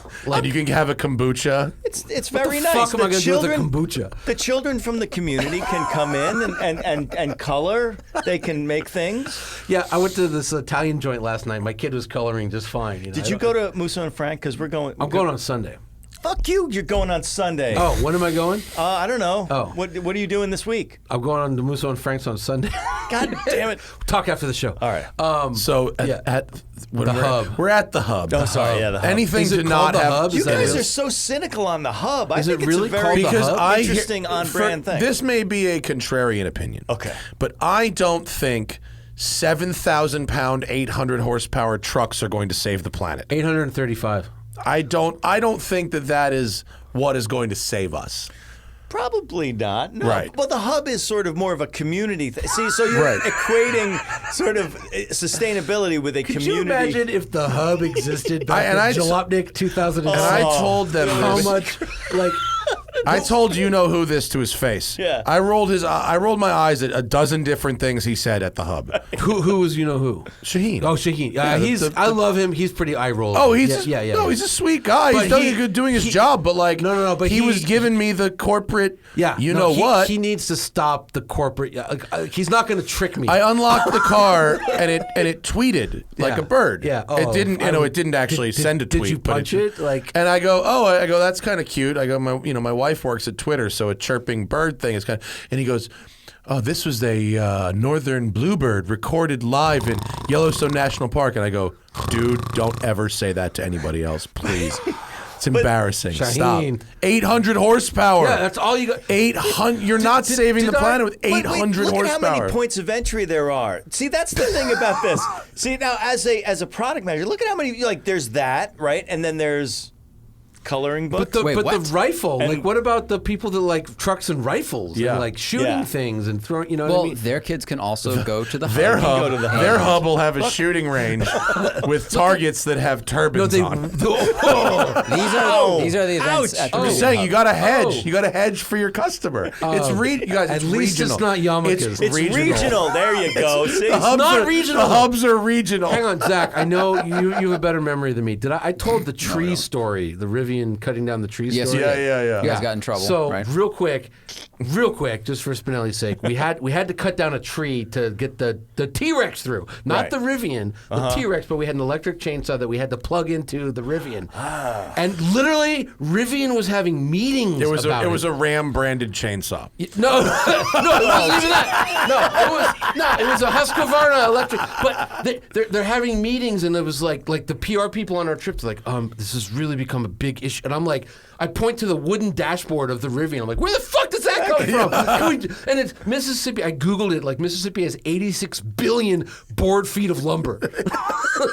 Like currently growing. Yeah. so it may be a bit much, is what you're saying? You're just It's like performative. It's performative. yeah, like Yeah, I don't know. I may be cynical. I am cynical, but to me, it's enough to make a really nice product. Yeah. Make a really good product. Yeah. And if like Subaru, if a certain type of person, likes your product, that's great. That's an added bonus. But you don't have to like. Subaru's never done anything to force, yoga instructors into Subaru. They just naturally gravitate to it. The people that are drawn to this stuff are already going to be drawn to buying EVs. They're already in your market. You don't need to get them. Well, wait a minute. So all right. Here's my the slightly contrarian take is that this replaces the advertisement, right? Because you can't get in touch with people while the news is on, and you throw an ad up in between Walter Cronkite and the friggin' what decade is this? You know what I'm saying? Tucker Carlson and Laura Ingraham. Yeah, well, but that's the thing. It's that's like, who you sell trucks to. But there is literally no other. Well, I'm not probably not literally. I mean, so they may be. Their messaging may be like a little bit. A little bit much and a little bit it's hokey twee as fuck, and hokey as fuck. It's really hokey. I mean, but either way, like they are replacing some. This is additive. Not additive. This is replacing the way that people used to find out about shit. Like, you're always going to know about whatever car it is. You're always going to know about whatever car it is. That's fair. But like, I mean, they're going to have to find ways to get in touch with people that aren't really into. I just think that like the people that are into having their kids color trees. They're already into the Rivian. They don't need to sell them. They need to sell. Yeah, maybe. But they need to sell like the Hatfield and McCoy feud over Ford and Chevy. That's who you got to convert. That's if I was an EV company selling $91,000, 7,000-pound, 835 horsepower trucks to rich people. And the homie told me about, they've got this fund that 1% of their whatever goes into, and it's this huge fund. One way that I would create some goodwill maybe is I would use that money to have people that can't afford their new truck take their old cars to a shop and have them serviced so that they are running as clean as they possibly can. Keep the cars on the road running as clean, as healthy as they can so that someone who can't afford a $91,000 800 horsepower truck derives some kind of benefit from this. You just started your boutique agency. That's what I would do. No, but by the way, that's the that would not help sell the truck on Fox News. By the way, no, bad idea. But it would. But look at what Domino's Pizza does. Domino's Pizza does something like that by supporting other restaurants. Yeah. I mean, that's kind of, cause marketing is just at its infancy. I mean, I think that's an amazing idea, and you're going to see more stuff like that. But like, but then you're basically having people apply for financial aid, and then you cheat it where it's like you own your own business. You give yourself a $40,000 a year salary, so they look at your personal tax return. Even though you're netting $4 million, you're paying yourself. I mean, obviously, I'm sorry, I haven't thought through every possible loophole. No, but it is a very noble idea. But I'm just saying, I think selling really expensive luxury goods to rich people is not going to save the planet. Fair. I think you're totally even if it right. tweets when you lock the fucking door. I don't like that. But and unless it's programmable. If I could pick that's what I said. Like a turkey vulture or an emu or some awful if this is a live if this is a live recording, I can replace it, right? Yeah. And he goes, well, I don't know. I go, because I want mine to cock like a shotgun. When you lock it, I want to go or a G-Wagon. Make a G-Wagon noise. That would sell I said it could be regional. Yeah. It could be. That's brilliant. It's brilliant. Although, when automakers are all software companies, why not? Would you just buy that stuff in the after sale? Oh, that's going to be a huge market for sure. It's massive. It's massive. I mean, third-party apps. It's OTA, bro. It's all OTA shit. I mean, we're not even at the beginning of that yet. That's OTA. It's DTF. It's all these. Take your acronym. DTF. Back to the hot cock. Hot cock is He's an innovator. That's going to be an OTA upgrade. The OTA hot cock update. But there's no tailpipes. So how are you gonna? Oh no, dude! Oh no! Oh, that Bro, gear tunnel. The gear tunnel. He's got the It's gonna be the gear tunnel of love, baby. Wow! Holy I crap. can actually crawl into the tunnel. Yeah. Wow. Here's what I'm tripping out about, and I wish like.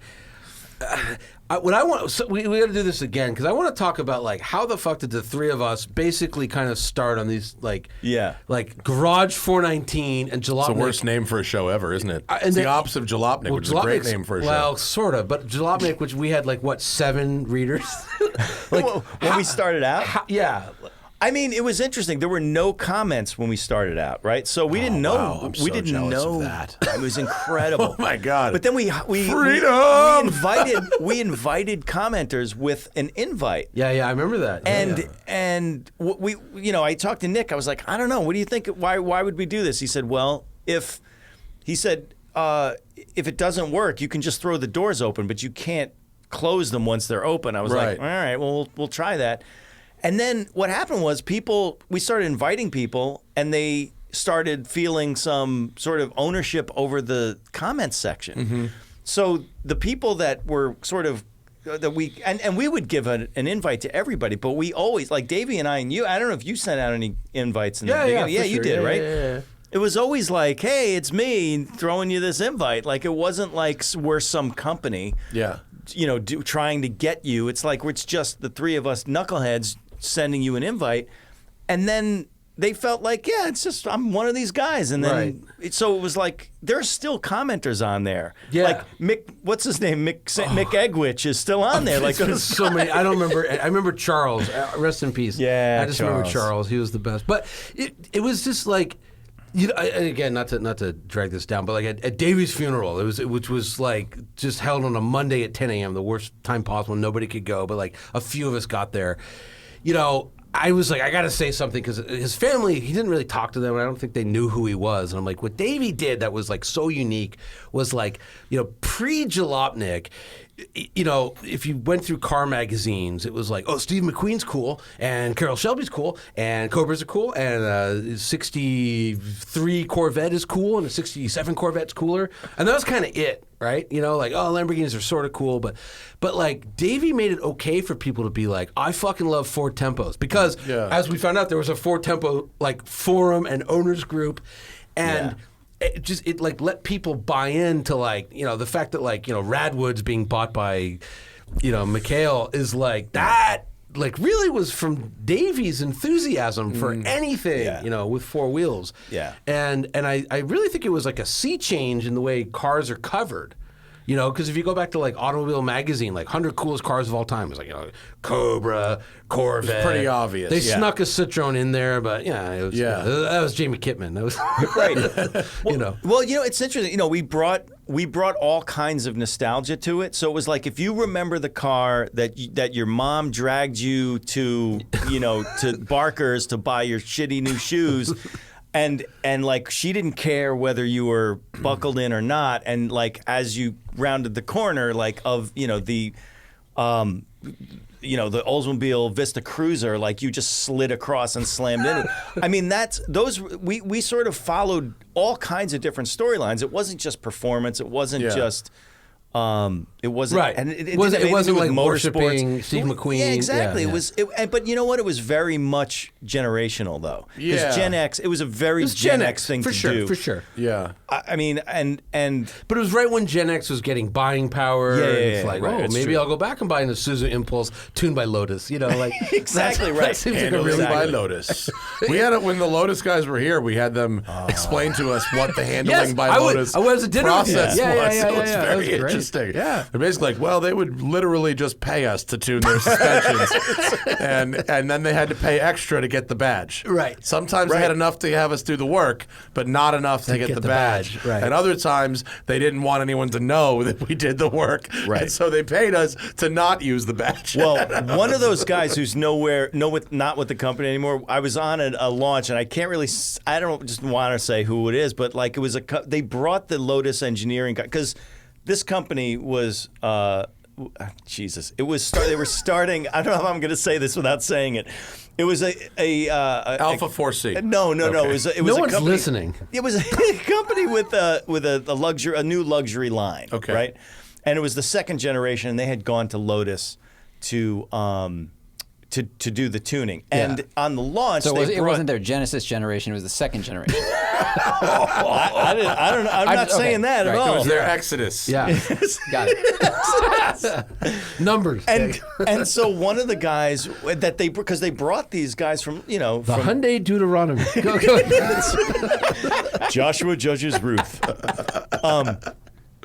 So and like it was a guy that I knew, and I was like, so how do you so how does this work? He goes, well, we came up with a bunch of things, but they didn't really do the things that we wanted them to do.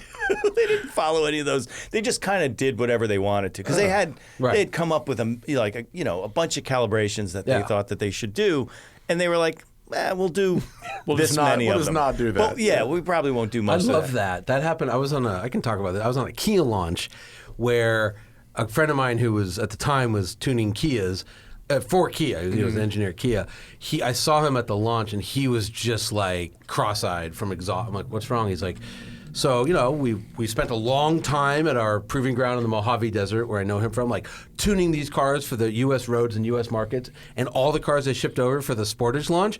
They're all tuned to South Korean roads. So, if we let you in them, you would just get out because it's just so Do they have different. perfect tarmac in South Korea, or do they have what is? I don't even know even- what a South Korean road is. I don't even know the difference, honestly. It was just we'd be horrified.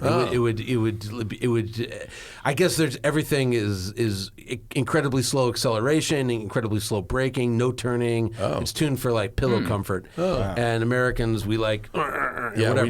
we need sport mode. So he had to stay up all night and like swap the like physical springs on all the cars. Holy shit. And they weren't really tuned. So it was the worst. And then like the PR guy, he told us it's like his last hurrah. He's quitting. So he spent the whole time drinking. And then there was some dude he better be out of the fucking business. But he literally spent the entire launch. He wasn't in PR. He was like a agency assistant PR guy. Yeah. No matter what you said, he said, that's what she said after it. So you'd be like, yeah, the ride's like a little wobbly. That's what she said. Oh my God! Oh, I'd fucking. no. Oh, it was. What we year were is like, Is this fucking guy for real? It was like Was this peak, like when the office was peaking, or was this long after it and he was still riding that horse? I have no idea. It was definitely from the Holy office. shit. This would have been like hilarious. 2009. Oh my God! That's fucking yeah, that's late in the game to be. When he got doing fired, that's what they were she like, "You're said. fired." He's like, "That's what that doesn't work." And they're like, "Exactly, Tom." It was insane though.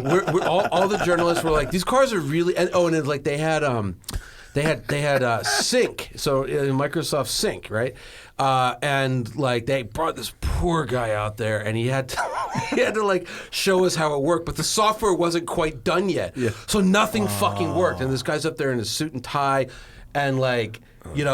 Like nothing is working on the demo. And he's like, well, we think in the cars it's got the update. Like nothing worked. No radio, no nav. The cars are like pogoing up and down. no. And we're going to the PR guy. We're like, this is trash, man. That's and what she he's said. like, I'm not, no. Yeah.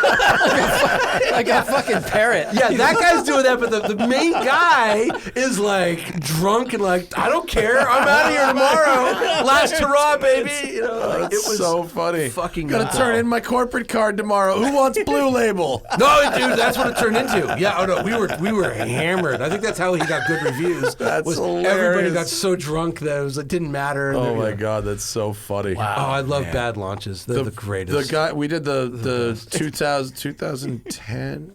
No, I guess it was 11. It was when the 5-liter V8 came out. Okay. For the Mustang, we Yeah, did. It was yeah. in Portland. And it fucking snowed the night, like a lot. and those handle well in the dry. It snowed a butt, it snowed like 6 inches the night before. And so they called me at we're fucking, pretty fucking housed at the bar the night before, and it's snowing, and we're all kind of laughing about how's this gonna go. Yeah. And they go, we're getting 30. It was a huge launch. It was enormous. Oh, because Ford launches are like Ford launches are big. megalopolis This was launches. not. Yeah, they don't fuck This wasn't around. a Lotus launch with No, 6 yeah, dudes yeah. at Hethel. This was like Or remember everybody. the Polestar launch? It was like me, you, Yeah, and the Canadian and guy. That Sweden, was yeah, it. it was like 3 of us in Sweden. We're like, this rules. This is fucking great. Stayed in a castle, like fucking awesome. And that was very silly. That launch. It was a great weird. They go, we're gonna have to get 36 sets of snow tires for all the cars, and they're like, would you mind sleeping in until 11 because we can't get them all and done they're- tonight? they're And I was telling like, journalists this? shots. I'm sleeping in, baby. Yeah. But could you imagine that crew up all night? Oh my God! No, I the anxiety of the whole staff. I mean, it was like, and some of the cars, some had Pirelli snow tires. Some had Blizzaks. It was like literally whatever the whole fucking town worth of snow tires. Whatever they could find. And by the way, there's no snow tires in Portland because it never really snowed. So they're coming in from like eastern Idaho. But I ended up the next day starting at like 10, 11 a.m. doing 250 miles in the snow in a Mustang. Which I remember being fun. Actually, it was kind of a good time. Sometimes it works out. I mean, we should do in the future like a bad launch episode because it's like there hasn't been that many. I mean, I've not been on too many that like visibly turned bad. Most were pretty good. I was on this one in Japan. Remember the Mitsubishi i-MiEV? You went on the launch for that? The i-MiEV launch. We just got invited on a launch in Vietnam. Oh, for VinFast. For VinFast. I hear VinFast actually makes really good. I know a guy that's like doing the third party validation, and he's claiming what they that offered solid. for the launch was obscene. Good. It was like a week and a half in Vietnam, like 6 different cities. Wow. Yeah. I was like, this literally seems like a Nigerian scam of some kind. But that's like launches in Japan back in the 70s, which were like still the story I've heard is like you got to go. Really? I mean, I'll never forget. What was that guy's name? He was such a crank. He worked for Farrago. Stephen Wilkinson. Oh my God, that guy, he hated me because of something I said about an article that he wrote in like 1974. Yeah. Yes, Steve Wilkinson. Man who holds grudges indefinitely. Oh, yeah. Well, so he was telling me He holds a grudge like the i-MiEV holds on a hill in auto. No, but he was telling me, I think it was like the first Mazda launch for the U.S. or something like that. But he gets to his room, he walks in, and there's just 3 women in the room. One of them's holding a robe. And he's like, it went like that. I'm like, Mazda. He's like, Mazda got the best reviews. Wow. Yeah. Mazda got The protege. And that's why the protege we drive has Wankel incredible rotary handling. engines. i-MiEV was quite different. i-MiEV was, the guy, they had a guy that spoke English and Japanese, and we found out halfway through the launch, he was released from a mental hospital before the launch, and they decided halfway through they're going to put him back in afterwards. No fucking But we had way. 8 days in Japan with him with 1 half day of driving the car. Oh. It was like... With a half day? Half day. What'd you And do then- on the other days? Boat ride? Oh, I mean, boat ride. I don't even know There where had to have been a start. boat Just like ride. silly stuff? I mean, we like, here's the plant where they built the Mitsubishi Zero, and I'm like, No. I don't know if this is in good taste. Like, That's the kamikaze plane, right? well, it was the one that that was was the their main plane. Japanese It was the fighter, main- Which yeah. was used for that as Yeah. well. Yeah, they're building Mitsubishi private jets there now. You can get a Mitsubishi private jet. I mean, I don't know. I don't know anything about Mitsubishi. Who knows? Can we see if Mitsubishi makes a private fire it jet? up. Yeah. I'm curious about that now. Yeah, I mean, it was like a Interesting. business jet type thing. But I mean, they make coffee, beer, cars, all kinds of I mean, weird shit. Oh, apparently they do. Yeah, there it is. Oh, The that's not Mitsubishi very Space nice. Jet. That is not a. Wait. That looks like a pretty fucking Diamond. It was a shitty diamond. private jet. Oh, Mitsubishi No, Diamond. You Yeah, see there the- it There is. you go. You see, yeah, That yeah, one there it looks is. nice. How about that? Yeah, it had big windows. I The remember it had- Mitsubishi MU2 is No. Yeah, that's not so not much. that. No. That one Oh, there. the Diamond that, looks all right. That one that says private jet. That's the one they showed us. On the YouTuber font. Yeah. Oh, 4K. Oh, that thing? Private jet. Yeah. That looks like a That was- fucking it was a Boeing business. business jet Yeah, almost. exactly, yeah. Oh, wait. This is Mitsubishi Challenger 850. Does Mitsubishi build Challenger jets? I guess so. No I don't fucking know. way. So we did that one I day. didn't you know go. that. We did that one day. Wow. We just Oh, how we interesting. Went on a boat ride? You definitely went on a boat ride, didn't you? No. Train ride? I wish I had like. I had a phone. I could have recorded the entire thing, but there was the IMEF. Oh, no. Wait, hang on. Bombardier makes the Challenger. That's right. Okay. Well, I Mitsubishi think we read makes a jet. They might make the engine. I don't know. They might make the engines for it. But They the make the Challenger is TV. definitely Bombardier. They took me to a factory. There was a big frickin' jet with big windows, and they're like, "This is where we built the Zero." I'm like, it's Ouch. like, Youch. okay, cool. Lady. Where are its weaknesses? But the best part was like, okay, I'm not going to name the names of the poor employees, but like I walk into the room before the presentation of the car when we finally get to drive it, and there's this PR person with her head in her hands, and I'm like, yes, and she goes, he won't show us the presentation. I go, what? They're like, he won't let us see it. I'm like, oh, this is going to be good. Yeah. So all I remember, because it was the most cockamamie car position, all I remember is he's like, okay, safety, right. So most cars, they got the engine up front. So if you hit something, boom, engine goes right through and kills you. This, the engine's in the rear. And I'm like, my hands up like split second, and I'm like, he's like, no questions. No questions. Nobody sees my art before I show it. And I start texting the people back in the U.S. and they're like, we know he's going back into the hospital. I'm probably going to get a lot of trouble for this, but it's a true story and I have witnesses and it was crazy. Fucking nuts. It was yeah. Wow. No, I don't know about anything that wild that Yeah, I I've mean, never the had snow anything the that snow wild. one was wild. Shit. There was definitely like heavy drinking that turned mildly debaucherous on some of them. But that's pretty standard stuff. Yeah. I've never had one where it was like, this employee is fuck this, I'm out. Like, I've never had one of those. Oh, I've seen that. This one, not only do we have a journalist, I'm going to leave his name out of it, but we had a guy that quit being not only have a mental patient as a guy, we had a journalist lose it from drinking on the trip and like never worked again. Oh, wow. Really? Yeah. Wow. Like, it was I told you not to talk about that. I really. That was Spinelli's fifth career. We went to one of those like hostess bars, in Kyoto, where there's like, they pay, a pretty girl sits next to you, whatever.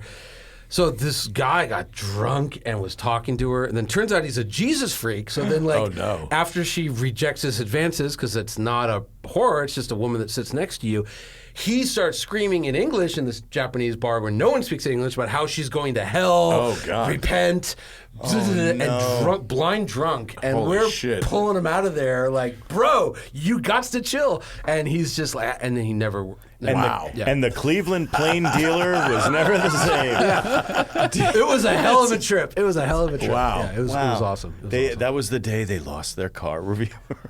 Yeah, no, you know the guy too. Do I know? I did go on a launch once, and Zach was not there with me. I was partnered up with Jeff Glucker, which was fun, was great, and the company had a very, very rigorous legal process. It was GM. It was Hyundai. Oh, okay. And they would not let me drive the Accent without a corporate chaperone. Because I had 2 points on my license. Yeah. Are you serious? I literally had to have. Wow. And at the time they discovered this, there were no chaperones available. So who rode in the back seat of a Hyundai Accent as I drove with Jeff Glucker in San Diego? I'm going to guess a large CEO man. John Kraftik. Oh, Kraftik! He's great. He was great. He's and we had a really dude. nice conversation. And he was extremely... kind about how silly this entire situation was, because I had come from a Lambo launch. And I was like, they gave me a Gallardo Super Trofeo, right? This thing has 138 horsepower and I can't possibly be trusted. He's like, I know, it's dumb. Well, they are the first to, like, all of a sudden it's like, oh, I got to do what? And I'm like, okay, well, do I have insurance? And I'm like a freelancer, and it's like, oh wait, I need business insurance. They'll figure it out real quick. Yeah. It was a big thing when all the points. When the last point dropped off my license. Finally, I hit up the fucking Hyundai people. I'm like, I'm free. Give me everything. Give me all your N-spec cars. I had, so just speaking of awkward, and I have to again think about how to leave names out of it. But I was at a dinner with Kraftik. And we're at a very nice restaurant. It was a Bazaar by Jose Andres, in the SLS Hotel. And one of our fellow colleagues is like, I'll order the wine. And man, the bottles that were coming, and then like a Magnum comes, and I'm like, all right. I'm looking at the wine list. I'm like, and a Nebuchadnezzar comes. And I will, Nebuchadnezzar? Nebuchadnezzar. Yeah, followed by a... Are you trying to say Nebuchadnezzar? Yeah. Wait, can you say it again the way you said Nebuchadnezzar? Yeah, I think that's the full word Nebuch. I think I said. That's like how someone who didn't study their Torah portion was... I didn't. Eloheinu Nebuchadnezzar. I didn't ask the rabbi. I just read it right off the page.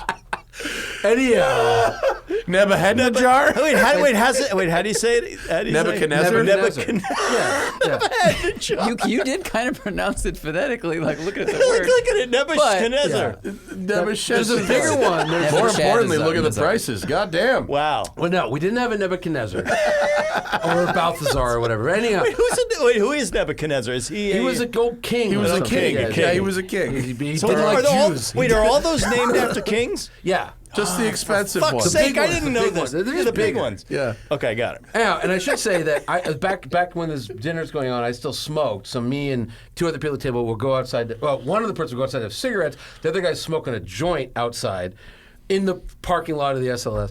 Anyways, the bill comes and Kraftsik is like, just because it's like 5 figures because of the. And by the way, it wasn't the bill for. Like the 500 people, it was just our table of 6. Holy shit! Yeah, because it was like, well, that's the CEO. We're not going to say no. Oh, wow. And the PR guy just let it all happen. He's like, I knew what to do because John said that's fine when he said, "Can I order the wine?" Wow. And yeah, and it was. Do I know who that is too? Oh God, we all really. I've that definitely person, seen that's a abuses of huge the credit overstep. card Jeez. before, but Yeah. it's pretty. But this it's wasn't pretty like egregious. this wasn't like Jeff Day. Like Yeah. We put this up from the bottom of the Titanic. It wasn't that. This was like, which he did once. Jeff did do that. I wasn't there, but I heard of that. We went to that Rolls Royce thing that was where they had Rolls Royce branded whiskey. Oh. And the label was leather. The whiskey wow. was printed on leather. Yeah, that's good. And I was like, wow, you guys really went fucking ball out here, didn't you? Wait, I had some Rolls Royce port that was, I think it was a $20,000 bottle. Yeah, it was pretty good. It was pretty good. Wow. Pretty good, yeah. We have a bottle of Porsche whiskey that someone brought us from the private labeled for Porsche some Colorado from Springs. Porsche Colorado They're Springs. sponsoring me for Pikes Yep. Peak. Fuck out of here! We should have had a tasting of the that. whiskey company. Oh God, I should know this. You It's should written down. You I'll should go get study the book. this. Thank Yeah. my sponsors. Anyways, They do a lot of Pikes Peak race support. Yeah. Yeah, well, so Porsche Colorado Springs is supporting the car. They're going to store, but then there's a whiskey company. I now have to look them Yeah. up. But they're Zach and I are officially going. By the way, we have our tickets. We have our flight. We have our hotel. Rad. We're basically going to bring a portable podcast setup, and we're going to set up at the top of each practice day. So that when the drivers finish their practice sessions and they have to fucking mill about for a little while, Be up there for hours. They could come over and do 10, 15 minutes with us. I'll do a podcast on the with show. you. Yeah. On the Axe mountain. and Oak. I want to thank my sponsors. Axe and Oak. Axe and Oak. Distilling.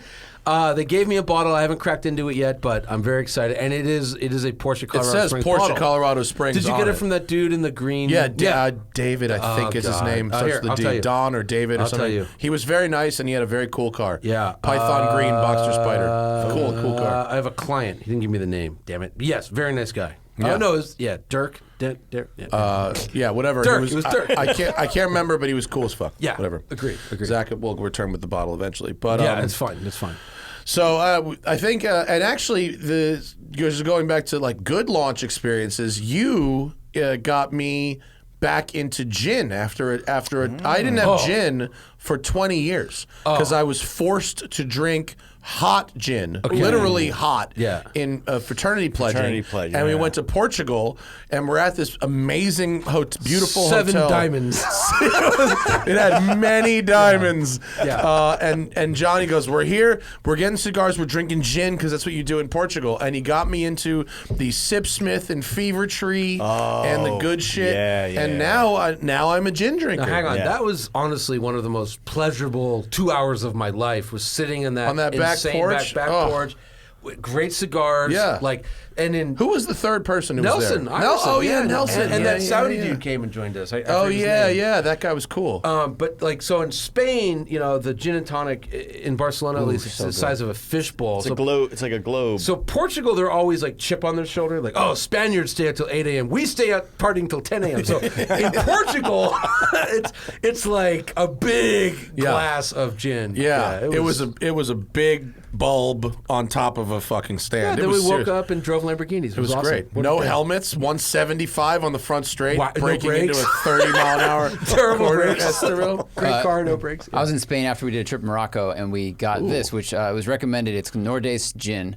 It was amazing, but we got it at this little cafe in, I can't remember what city we were in Spain, and the woman who was our server was brand new to the job, and so she just started pouring, and she said, "Head of me went enough."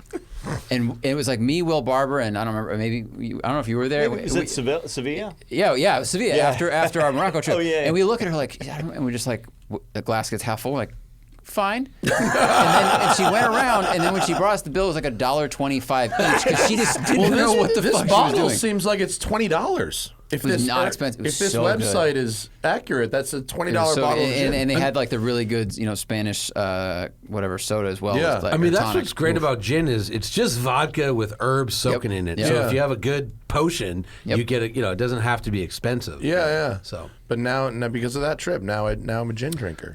let's go back. That was so. And Portugal also, is underrated. Oh, and real yeah. quick for all you chazers out there, that was a 3-star Michelin restaurant at the hotel that we had for dinner. It was good as fuck. Oh, my God. that hotel was killer. Oh yeah, I've been a couple times. There was you know Do you how, remember they put us in a van to take us to the track, only for us to discover it was immediately next door? it was We literally rode, next we rode door. a van. We Walked. rode in a van Wait a for minute. Oh, I know 32 where you seconds. stayed. Wait a minute. You went to, so it was Estoril, Yes, not it was Portimao. at- no, oh yeah, you Estoril. stayed at the what is that? Pina. Pina. Yeah. It was That the place- fucking test. Yes. So Yeah. you know how Holy Bossum crap. does that thing where he poses with his feet in the swimming pools? Yes. So that hotel has 7 swimming pools. So me and Kamisa, we were there and we walked around and found every single swimming pool and just started sending pictures of bottom of our feet in the pools. It was we just kept finding more and more swimming pools. There's literally 2 indoor pools. It's the most ridiculous hotel. that place was cool. I liked Portugal a lot. I thought the people Yeah. were very nice. Portugal's The a food was great- excellent. it's great. It's Yeah, awesome. it's really nice. And they have a good track there called Portimao, which is Yeah. I thought Estoril was fun, actually. It's fine, but remember there was no surface at all. yeah. But the layout was cool. But Portimao is F1,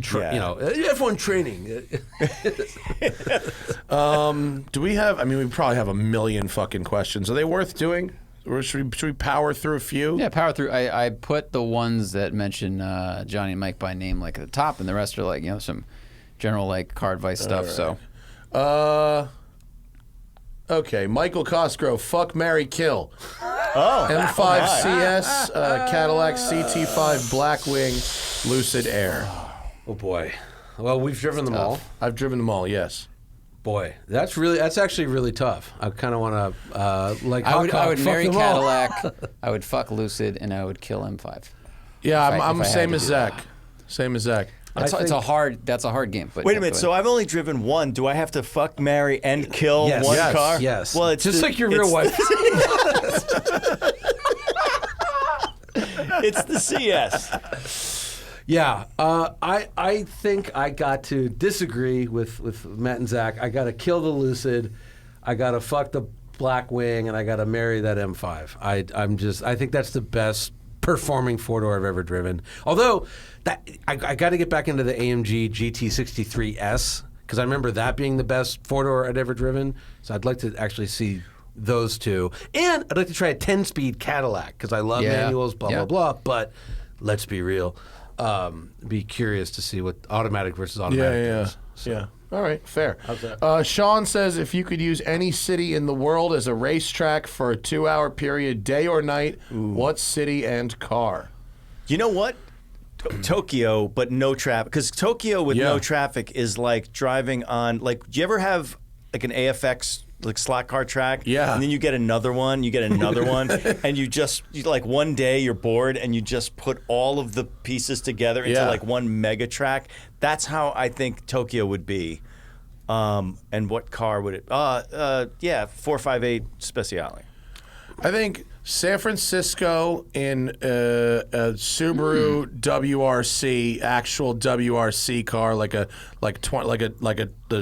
from 1998.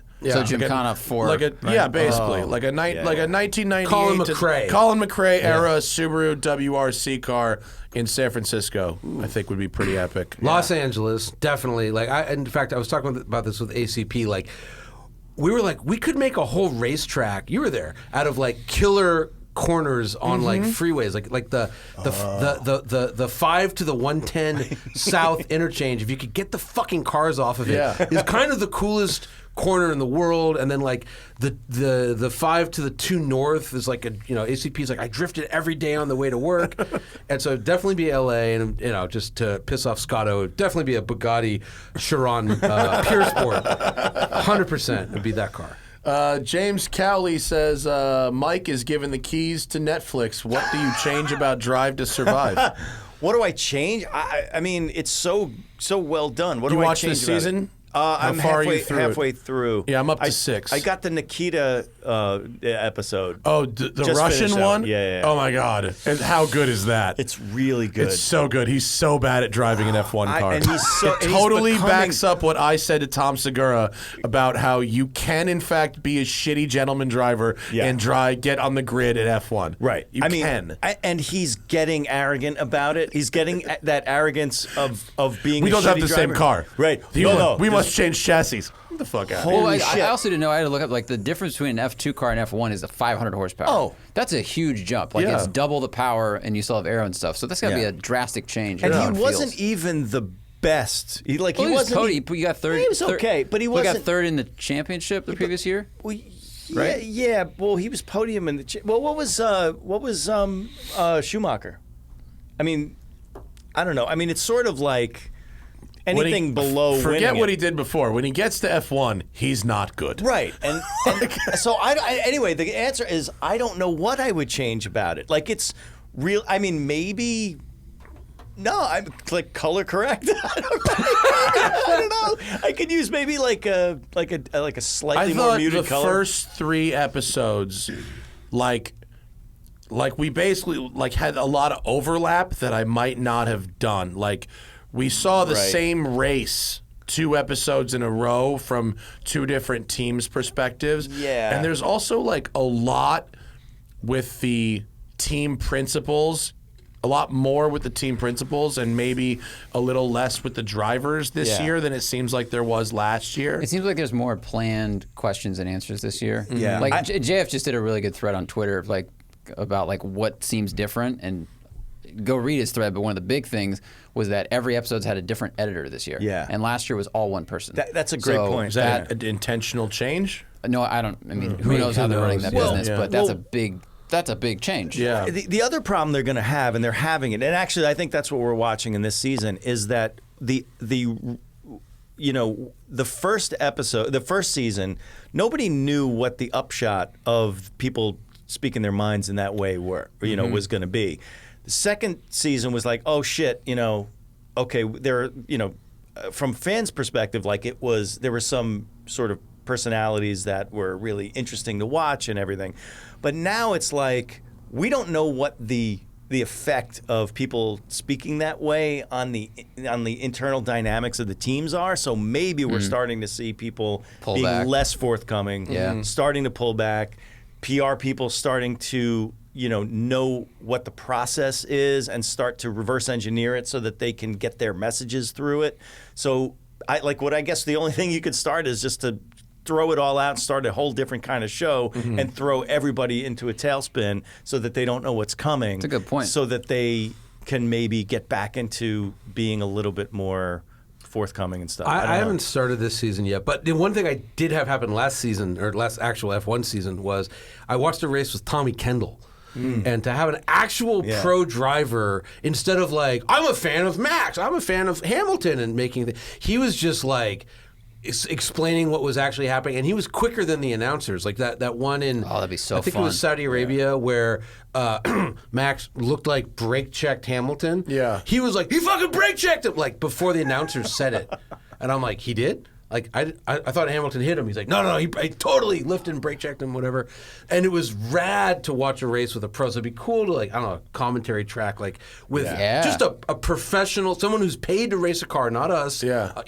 watching a race, and that analysis was super So cool. pillow talk for 90 Day Fiancé only for this. So except instead of people on the show, you get professional drivers. Yeah. I would watch the shit They've out of gotten, that. they have gotten more slick about integrating, making the filler fake announcing voiceover sound more like the actual announcing. In season 1, it was like, oh, I see what the filler is here. Right. But they've actually gotten a little better about that.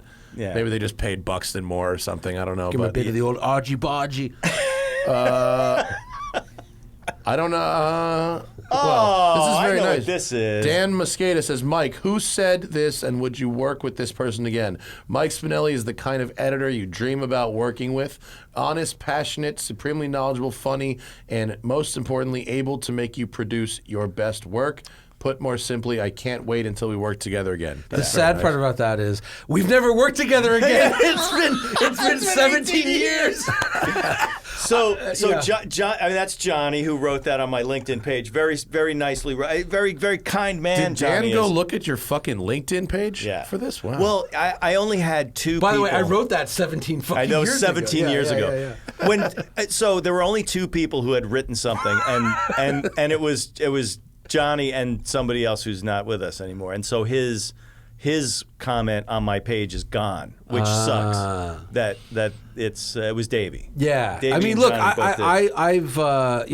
I do a lot of, as we all know, I do a lot of podcasts and I tell a lot of stories. And I was doing one where I was kind of, they're like, walk me through your career.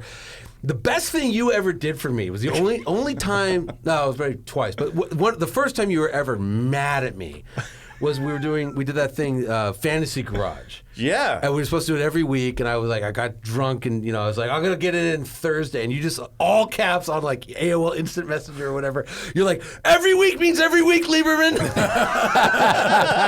And that like probably helped me more to like get to where I am than like anything Spinelli's else. email signature said, for a long time, your last story won't write your next one for you. And that made me start this business, not the smoking tire, this one, because eventually I'm not going to have any more fucking next stories, and people will, and like I was just like, that shit has haunted me for so fucking long. You're only as good as your next story. Yeah, fuck that pressure. That's a lot of no pressure. thanks. I'll park cars. When you put it like that, Well, I mean, I think the thing that when we started Jalopnik, the one thing I was concerned with was that because of the name, like I knew that we were going to fuck around a lot. Yeah. Like I And knew we did. fucking around was going to be like the thing. Yeah. But because of the name, I really also wanted it to have some credibility. Right, and especially like because of the beatnik portion of it. Well, because it was a stupid name. Well, I mean, it was a name that I didn't really know what it was. Cars are good, man. Yeah, man. Fast but slow, man. Slow cars fast, man. Slow in, fast out. You heard? Keep it smooth. Ba-doom-doom-doom. Coming soon. Exactly it. Well, yeah. And The answer is Miata, as always. Ba-doom-doom. Sorry. But the trouble I had with almost everyone, and that was really, I mean, the only thing that like I just wanted everybody, because we fucked around so much, to know that it was actually a real thing, even though like they were paying me shit. Like we just got we paid were nothing. paid some shit. We were paid some shit. And I know, I mean, it was yeah. bad. But that it was a real thing and that it was like a real job, and we, I wanted it to, like, if we took it seriously and we were disciplined about getting out even our craziest shit, that people would know it's like a real legitimate outlet that was, that was doing things on a professional level and not just like some bunch of jackoffs doing whatever. Yeah, even though it was a bunch of jackoffs. I mean, it was. It totally was. Like, what was your error message yesterday or on Friday for the Lamborghini? Lower car, risk of dazzle. Yeah. So I found out what that means, by the way. Okay, real quick though, I was saying that would have been a month's work. Davey and I would have concentrated on risk of dazzle. Risk of dazzle would have been a meme. Would have been for a month. I'm not kidding. Like 12 posts a day for a month each about risk of dazzle and Lamborghini and Winkelmann dazzling. I mean, that's all right? It would have been, but the amount of discipline that would have taken to get every single one of those posts out. But it would have happened. Do you know what it is, though? I have no idea. It makes sense. It's funny, but it makes sense when you know. So if you raise the nose of the car, your headlights are now pointing up. Oh, you're dazzling traffic. Oh. It's a German thing, apparently. Oh, that's But funny. like, just an error message that comes up and says "risk of dazzle" Risk of dazzle. in a Lamborghini is very funny. I mean, like incredible. Like I told you Friday, like the best one I'd ever seen before that was I had an original Ferrari California that said, catalytic converter temperature improbable. Drive slowly to dealer. Drive slowly to dealer. I like Ben's question here. The manual transmission is coming to an end. What will be the year, make, and model that will be the last new car sold with a stick? It'll be a Mustang. That's interesting. It'll You be think it'll be a Mustang? It'll be a Mustang because look, the Camaro's going away. We know that. The only car Ford makes is the Mustang, and it doesn't share a platform with anything. So like those union contracts and the suppliers and the parts and blah blah blah. They're going to be locked in for a long time because it's like with the Camaro. Okay, Camaro goes away, but Alpha platform, you still make Cadillacs. It's fine from the same workers, same factory. And it'll just be the Mustang. So That's why an not? interesting argument. I have no idea what I would year. say a Porsche. Yeah, I was going to say Porsche. I would say Porsche will do it because they can afford to. Yeah. Why? Well, I was going to say why not Porsche, but that makes sense. And if they IPO, and all of a sudden now they've got real financial. What if you go small batch like Caterham or something? No, it could. Well, yeah, it could be Yeah. like Pagani, who's going to have a manual, and they take 20 years to roll a product out. Like Gordon Murray. Glickenhaus. yeah. Gordon Murray, Glickenhaus. Gordon Murray, yeah. Glickenhaus. Yeah, and then if you're going to go into that, like what's a car, right? So you can still build, But yeah, I think on a major, I just feel in my bones Mustang. I think that's a good guess. Yeah. I mean it's perfect. I would have said Porsche, but just because, they would have the financial muscle to do that, and Ford would be maybe. I mean, the only thing about Ford is, at what point do they cease becoming a car maker and becoming a software company that makes cars, right? Yeah. And that they just stop giving a shit about that whole thing, and maybe that'll happen. It's sort of like, where's that curve? I don't know. I mean, but to Johnny's point, if they do stay in that game, the Mustang would definitely be the last. And they just, I don't even know how to wrap my head around, but they split the business the other day, and so gas trucks and cars, and really all that's left is the Mustang or the cars. Like, I just think that winds itself down very slowly. It's America. There's going to be Mustangs for a long, winds long itself time. down slowly like America. Yeah. Well, I was going to go to my classic, 20 kids shot in the fucking face with an AR-15. They're on sale at Walmart right now. We'll never change. You can't change us. And so I just feel, and I feel like what Porsche might do is GT3 might have a manual for a long time. 911. It could tomorrow not have a manual. Wouldn't affect sales at all. Right. GT3 right now it's a lot of GT3 sales, but like 911 and Spiders sales, and GT4s as well. yes, but the not GT cars. but not 911. So Right. like the 7-speed is not well loved and well received. So Which it should be. It's good. I don't like it. It's not as good as the 6-speed, but No, it's 6-speed rules. in the grand scheme of manuals, it's still pretty great. The rest are pretty much general stuff we can leave. We've had a fun time here. We don't need to drag it out with weirdo Plus, questions. when Spinelli moves to LA, we'll just do this weekly. We can do it every we'll week. just- We can do it every week. Where should I move in? Before you wrap it up. To the beach, boy! I would say the only thing I'll say is, you have water in New York. You have have water in water. LA. Yeah, we've got some water. You don't have canyons in New York. True. You got canyons in LA. If you weren't going to do the beach, certainly the mountain. Yeah, close to the mountains. And the other thing is, I don't really deal with traffic unless I have to come visit Matt. Like, my side of town's relatively traffic free. Right.